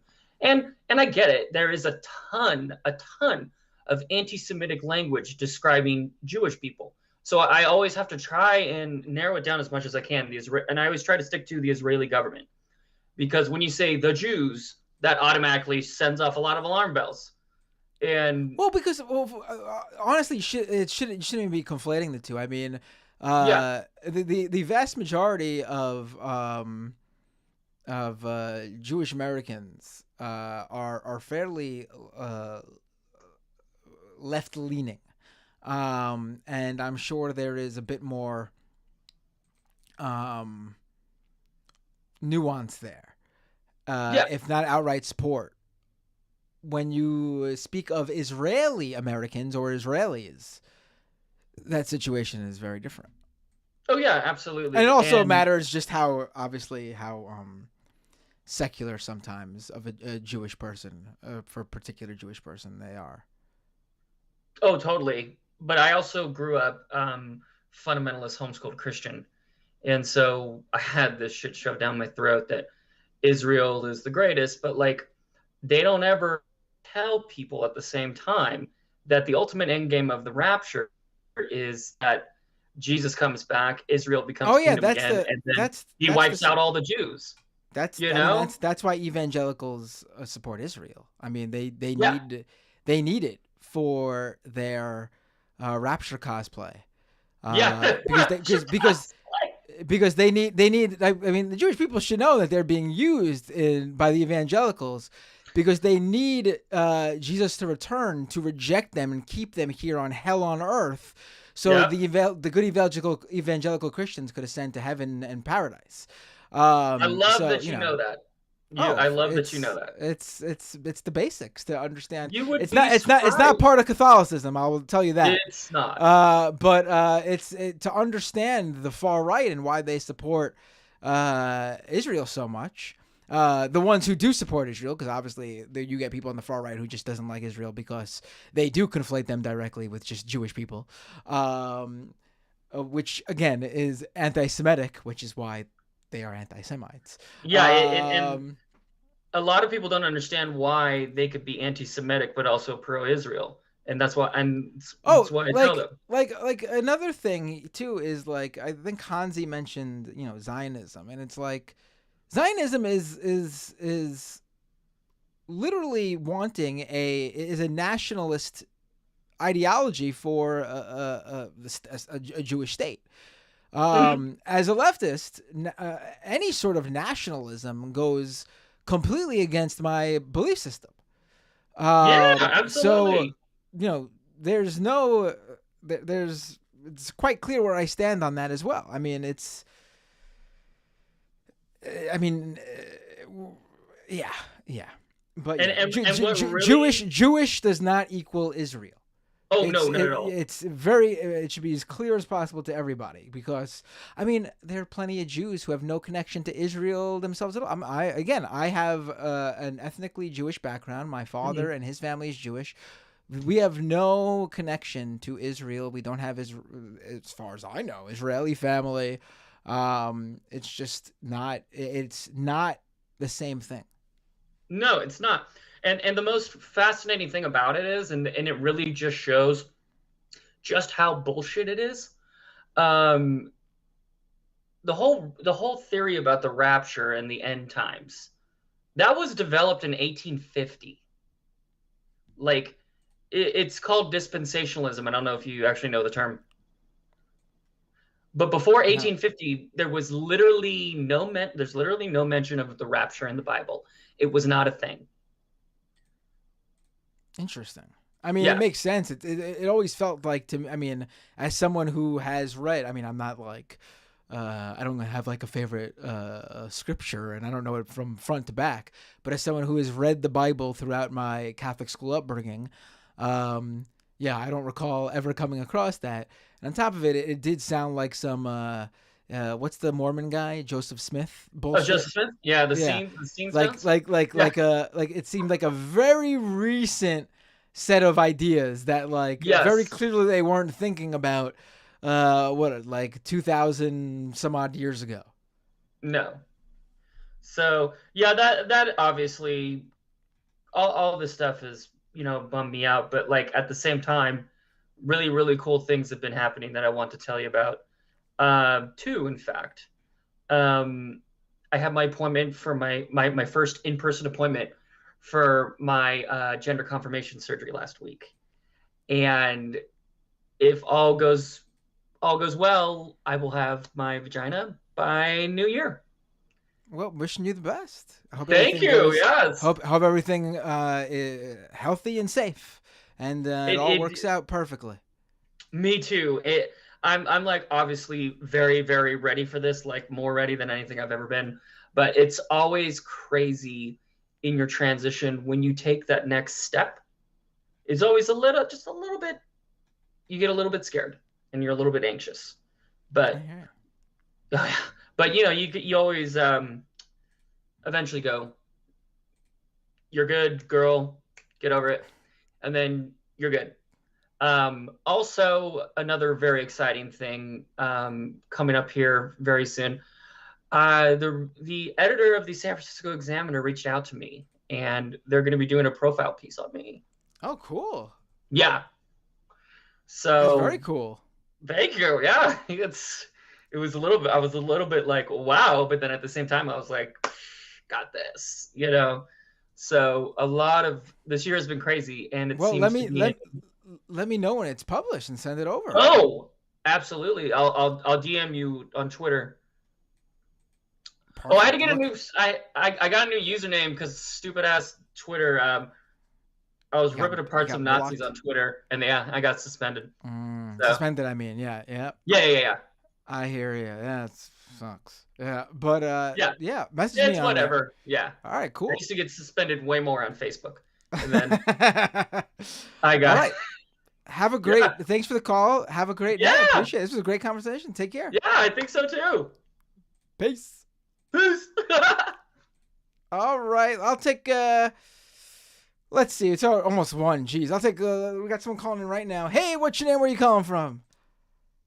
Hello, Matthew. Oh, I needed this. Thank you so much. How you doing? Is this RFK Jr.? This is presidential candidate Robert F. Kennedy Jr. Thank you for inviting me onto the program. It's great to hear from you, and congrats on your big announcement. Running as an independent 2024. You'll be officially in the general election. I mean, I don't know how many ballots you'll be on, but we'll see, I guess.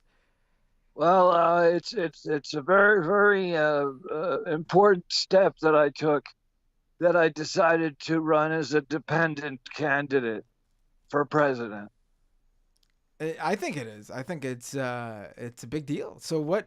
Running as a dependent candidate. Oh, dependent for president will really energize my base, I believe, and will be able to unite the country.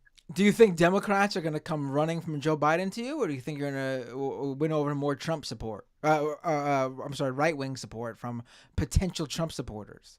Well, it's quite obvious, especially at my amazing unveiling of my new dependent candidacy for president, that it's a thing that we need to unite all of America on, and it's not a right or left thing, and that's why I'm running as a dependent candidate for president. I don't need the apparatus of the Republicans or the Democrats or anything such as that. We'll be building. We already have an amazing number of grassroots efforts going on in all 50 states to put my name on the ballot.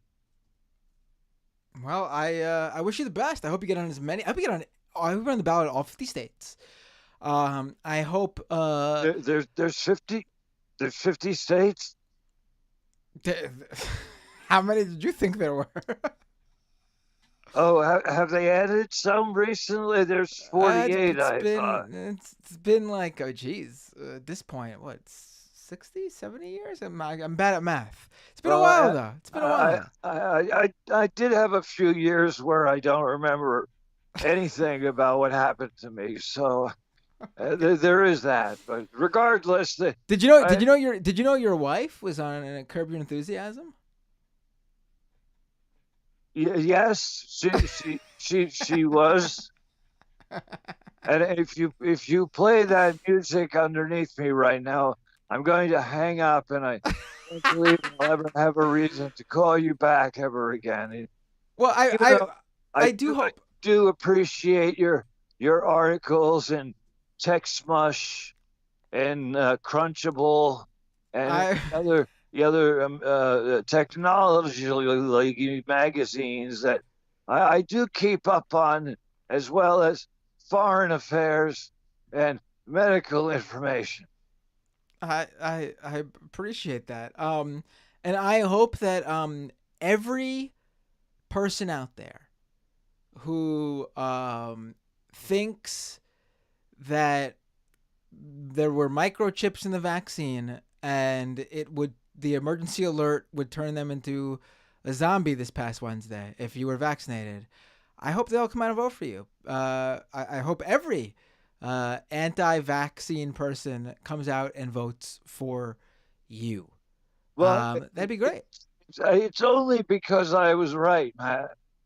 If you want to go with that, you were. If that's what we need to say for that contingent of voters come out for you instead of somebody else, then I'm all for it. Absolutely. We already have campaign Pepe the Frog shirts available. Do you? Robert F. Kennedy Jr. for President.com. Very, very short URL there for people to remember. It's very simple. Also, I just wanted to mention that you Matt, are a very special person. Oh. And it's not just because your wonderful writing and your programs. It's because you mentioned earlier that you're an Ashkenazi Jew. I did. And you know from several pieces of paper that I've read, Ashkenazi Jews and Chinese people are the most immune to COVID.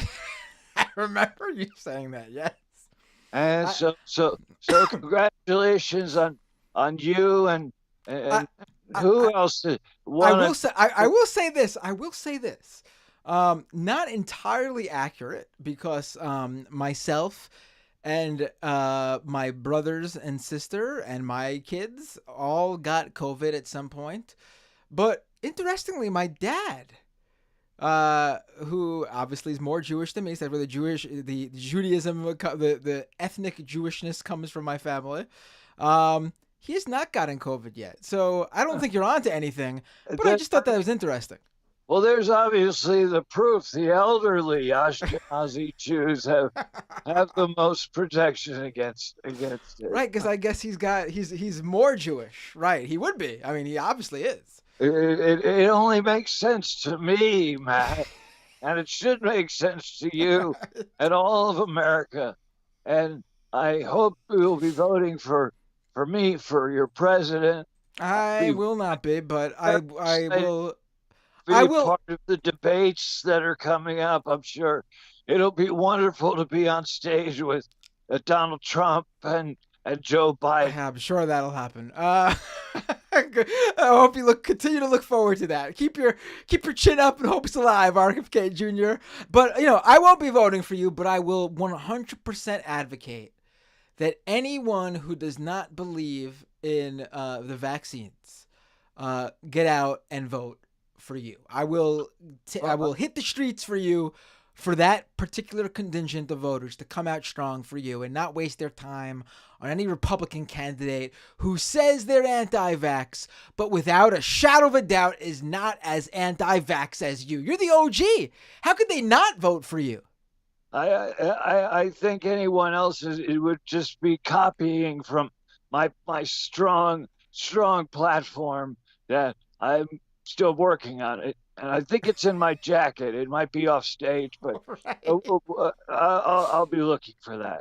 All right, RFK Jr. Everyone, always a pleasure when you call, truly, and I really appreciate you calling today. Much needed conversation for this particular episode. Thank you so much for your time, and I hope everyone will go to my website and donate as much money is possible. Thank you so much, man. Good night. Have a good night. I almost feel like we should end it there, but all right. Oh my God, hundreds of people calling. Hundreds. All right, what if I give you all like 1 minute?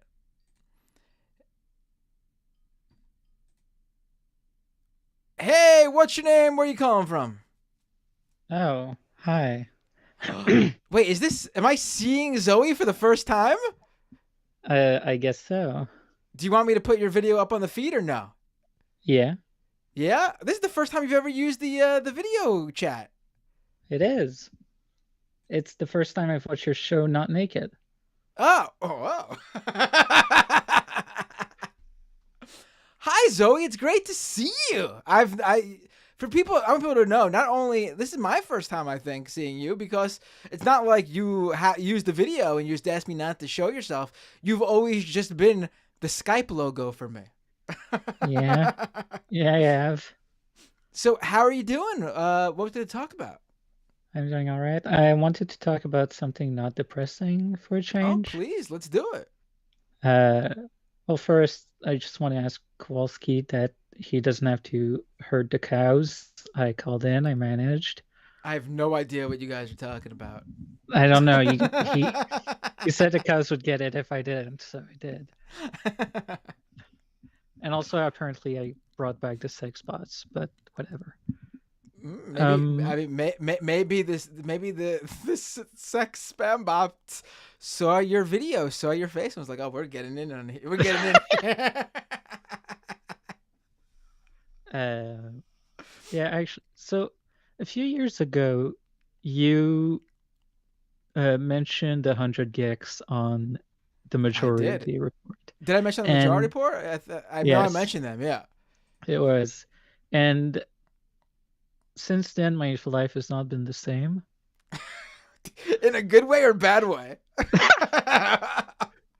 Yes. Yes. Okay. Why? What happened? Did I introduce you to 100 gex and then you fell into a wormhole of creating similar like hyper pop glitch, whatever they call themselves, music? Unfortunately, I'm not good enough at music, but I did start listening to hyperpop. Okay. And I actually wanted to talk about an artist that I really like who just released a new album. Oh, please. Who are they? Dorian Electra. Let me look it up. Hold on. I'm not familiar. Hold on. Dorian Electra.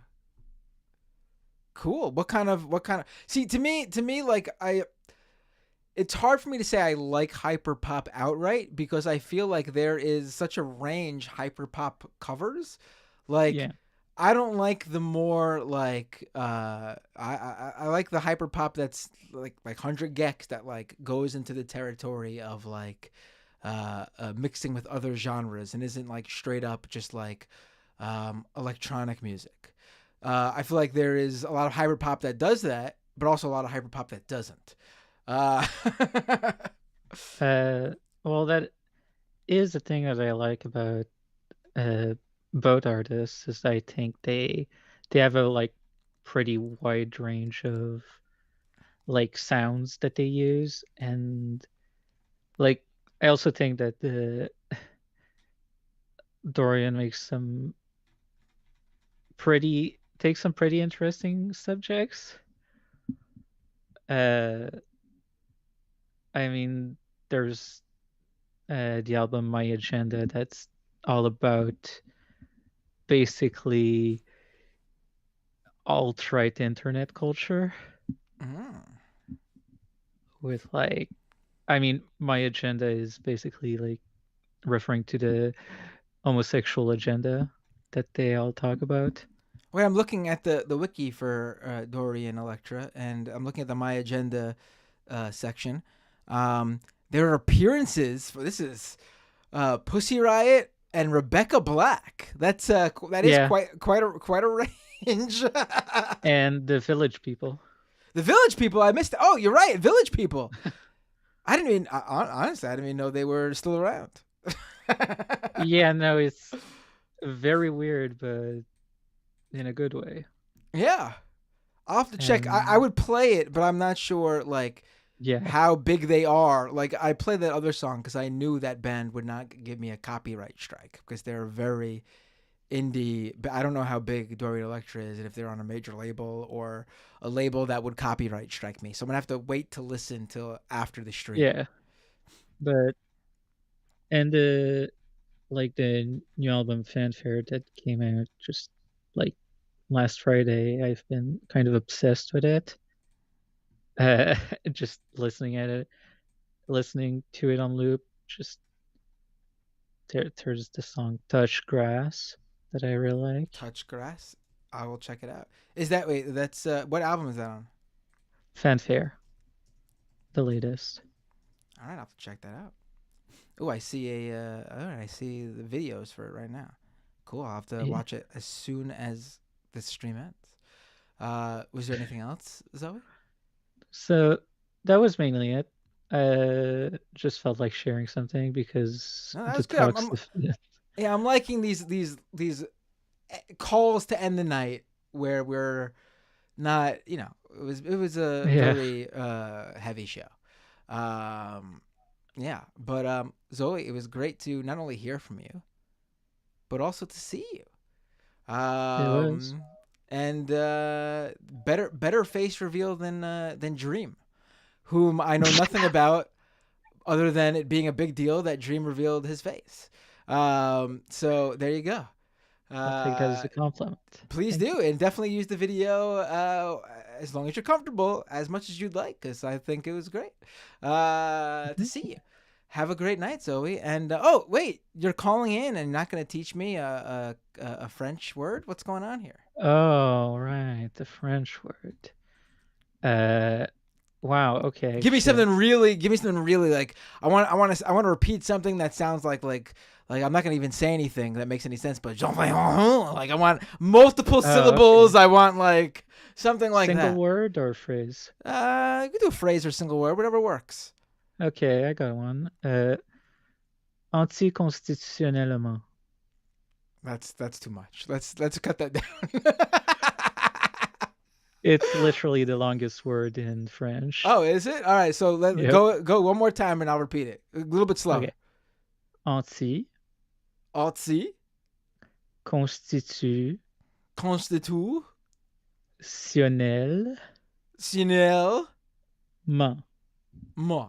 Constitutionnel. I feel like I'm doing the Pee Wee Herman where he would try to do where he would try to say another word in what was it, Spanish or was it French? I think it was French, and he would just sound like blah, blah, blah, blah. he would just do one of those. I feel like Pee Wee. All right, it just means. Wait, what does it mean? Right. Yeah, it just means in an anti-constitutional manner. Anti-constitutional manner, as we say in our every. Oh, okay. All right. Oh, I see what you're saying. In a non-constitutional manner. I got you. Okay, I see now. I was misunderstanding. Yeah. But so great to hear from you. Have a great night. Yeah, you too. Peace. Ciao. Always love when Zoe calls, and it was great to see her face. All right, I can't believe I'm doing this. One more, maybe. One more. Hey, what's your name? Where are you calling from? Oh, hey. Okay, you want lightning round, right? Lightning round, yeah. That's probably best at this point. I'm actually surprised I'm not knocked out yet. Okay, yeah. Then lightning round. Okay, so congrats to the 3 callers on the transition, the interview, and good luck to the open mic, and of course the presidential run. Wow. Yeah. I mean, it was a lot of cool. It was a lot of cool. Right, I have a very accomplished audience. Yeah. So, I mean, sorry to go back to Palestine for a minute. I mean, I guess I'm going to share a quick opinion and get your thoughts on it. So, and it's just about protest, right? So, bracketing whether protest does anything, right? Maybe not. I don't know. Right. But so, and I'm not close to any of these movements. I'm like a political hobbyist, right? I don't do any practice. Oh, right? Can I pull I just saw you using your video. Could I pull you up on the stream? Yeah. Cool. Thanks. Go ahead. Right. Yep. Okay. So caveats, right? I'm a dumbass. I don't practice. I don't anything, right? But so no, that's fine. my plan is right. So my plan is to go to a protest, right, and it's organized by in favor of Palestine, peace, everything, and it's organized by the PSL and Answer, some of these like who have many dumb fuck tanky views that we've been talking about today, right? And my opinion is slam dunk that it's worth doing that despite those disagreements. And I guess, do you agree with that? What are your thoughts about that? You know what I mean? Because we can have the exact correct take, but that we don't get to pick the protest that has the exact correct. Right. Oh, I mean, the reason that they're doing that, there's this immediate response. There's multiple reasons. One is that it was very clear what the retaliation from Israel would be, and that would be one that affected and took innocent lives of people in Gaza. Lives of innocent people in Gaza, I should say. Another reason is that, just from a standpoint of how the media is covering things. You need to get in front of the narrative yourself and make it clear what this is all about, because the media is not covering this. Mainstream like cable news and stuff. You would think the conflict between Israel and Palestine began this past weekend. This is the beginning. It's just not. And I think it's important for people to, do I agree with everything I've heard coming out of these? Of course not. I've made it clear. Do I think that it's be better for certain people not to say certain things? Perhaps. It depends exactly who the person is. Like, if you really cannot sort of do this sort of a critique on a Palestinian from Gaza. It's a completely different dynamic there. That's not for us to say. We can disagree and make it clear what our opinion is, but to say we should even further control someone who comes from the most oppressed place is a step I'm not willing to take. I can just simply say this is not my view or the view of most people if that's how I feel about that view. Yeah. But I agree.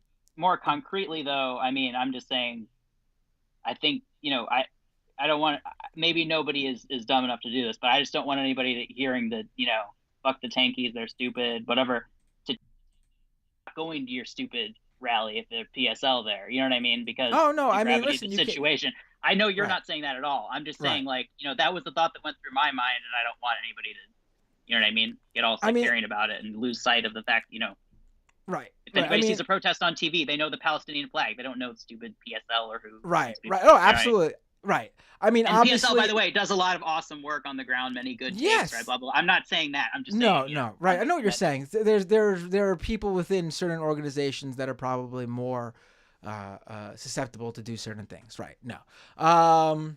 They're just the target du jour. Right. With I would say, obviously, if there are provocateurs there who veer outside into anti-Semitism, obviously everyone there, there'll always be one, and the TV will find them. Yes, and everyone there, if they see them, should obviously that is where you step in, and that's where you do step in and say, get the fuck out of here. They did that at Occupy. They would consistently kick out people who would, there was a array of different ideologies there. But anyone who displayed any sort of anti-Semitism or Nazism or white supremacy, obviously, got kicked right the fuck out.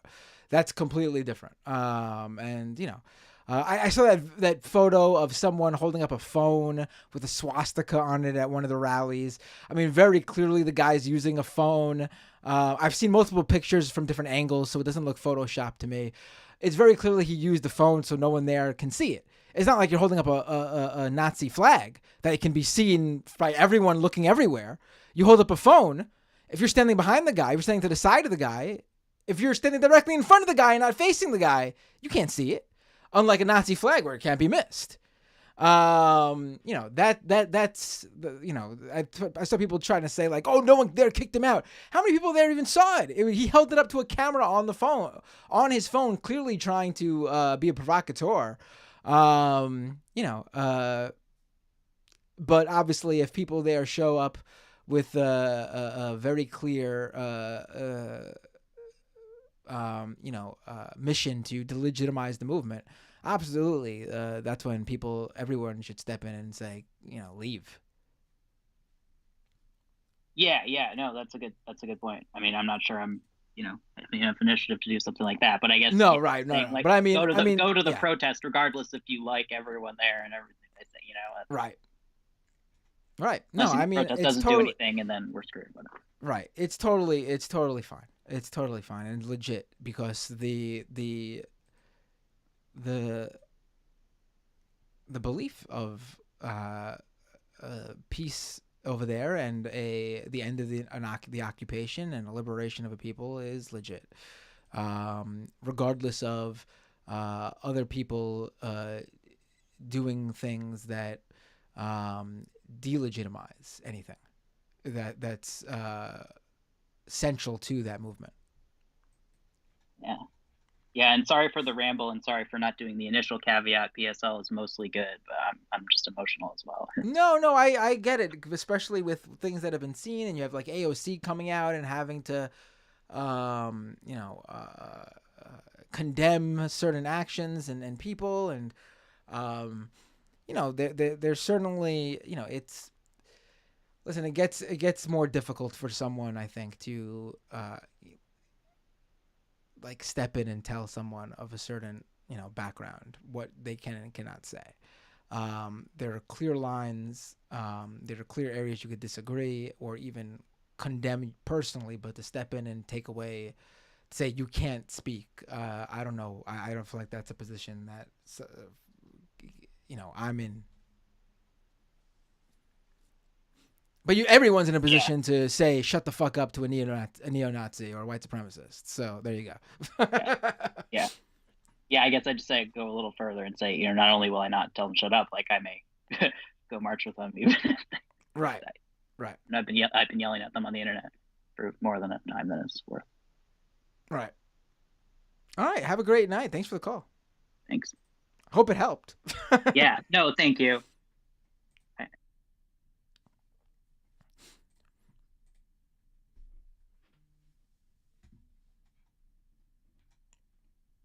I think that's it. That's the night. I've gone almost 4 hours.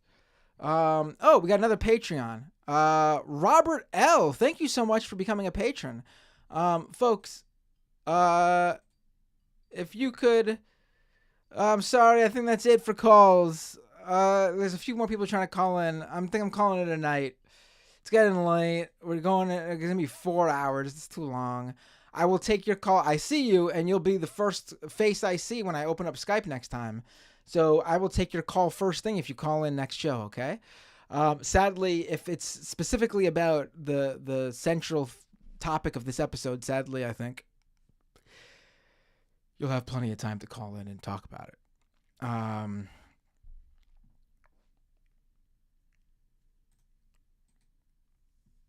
All right, folks. Patreon.com/MattBinder. If you aren't already a subscriber and can, shows like this cannot be done without your support. Oh my God, I forgot to read the super chats. Damn, I'm going to be here a little bit longer, aren't I? But not complaining. They're super chats. There's not too many. Thank you, Tokyo Hans, for the 5 gifted memberships. Renee says, look up the Avraham Stern and compare it with Ben Gavir. Donald James with a membership super chat. What's up, my bearded friend? What's up? Daredevil with a super chat. Matt, what do you think of my plan to make Elon Musk Prime Minister of Israel and drive it into the ground from the inside? We'll call it X-Israel. Oh, yeah, I'm sure if you put Elon in charge of Israel, he'll, they'll certainly lose users, I guess. People will flee, leave there. Pluvius with a $10 super chat. A group whose average age is 19 is slowly being ethnically cleansed, and their de facto leadership lauds martyrdom. What did people think was going to happen? Bibi has the genocide pass he wanted now. I mean, right, and sadly so. I mean, that's exactly it. That's it. You have a group of young people who have grown up in the absolute worst conditions with no experience, like even the older generations, of any glimmer of hope of a future that doesn't look like what it currently looks like. And you have a group like Hamas, who looks like a good outlet to them. And this is what happens. And I mean, it's sad, right? And it doesn't have to be this way. That's the main thing, right? It doesn't have to be this way. This is a choice. This is 100% a choice. Jenny Kelly and J.S. Mandrake, thank you so much for becoming a supporter on Smith, thank you for becoming a supporter on YouTube too. Kowalski, thank you for the super sticker. Randall with a super chat as well. Randall from Slap Out, Oklahoma. Great show. Thank you. Logan Hill with a member super chat. Binder Cult. Straight edge is hard in the face of doom. Oh, in WWE a while back when CM Punk was there, he had his gimmick was he was the leader of a cult called the Straight Edge Society.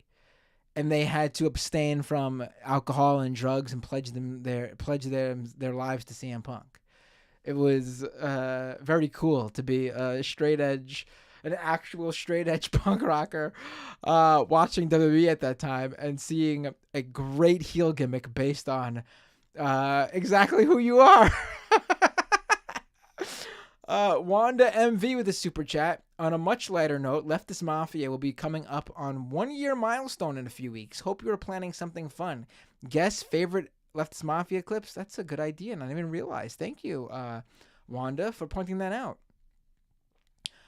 Kowalski with a super chat. I was hoping for an Indigenous Peoples Day episode. I mean, there's a lot of overlap here, isn't there? But yeah. Renee with 2 super chats in a row here. The state of despair lately. Nepo baby representation. And Narrator with a member super chat. Don't have to be pro-Hamas to lay the blame of Hamas's violence on the terrorist Israeli government that has interned Palestinians for 75 years. Absolutely. Absolutely. I mean, that's the point here. That's, yeah.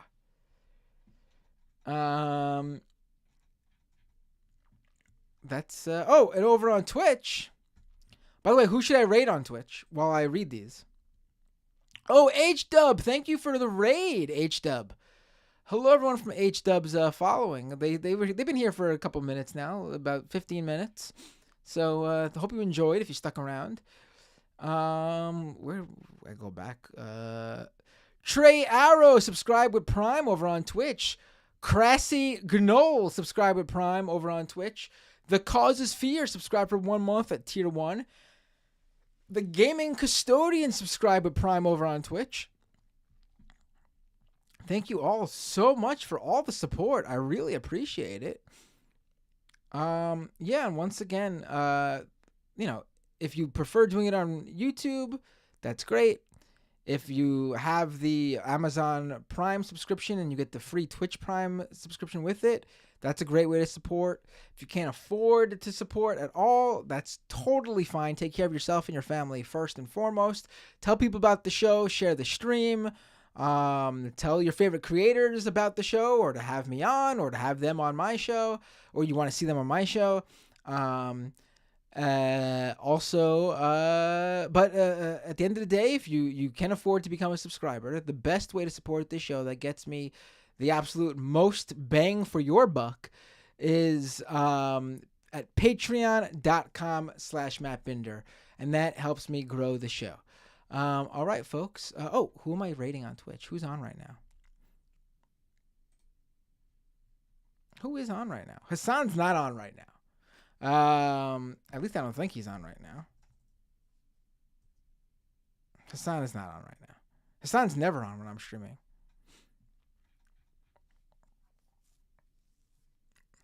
Who's Mafia Jinx? All right, that's someone I've never rated before. What kind of channel are they? Let me look it up. I don't think I've rated Mafia Jinx before.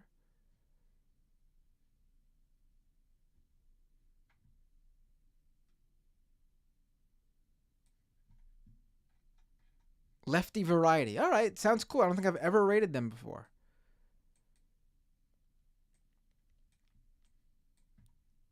So let me set this up.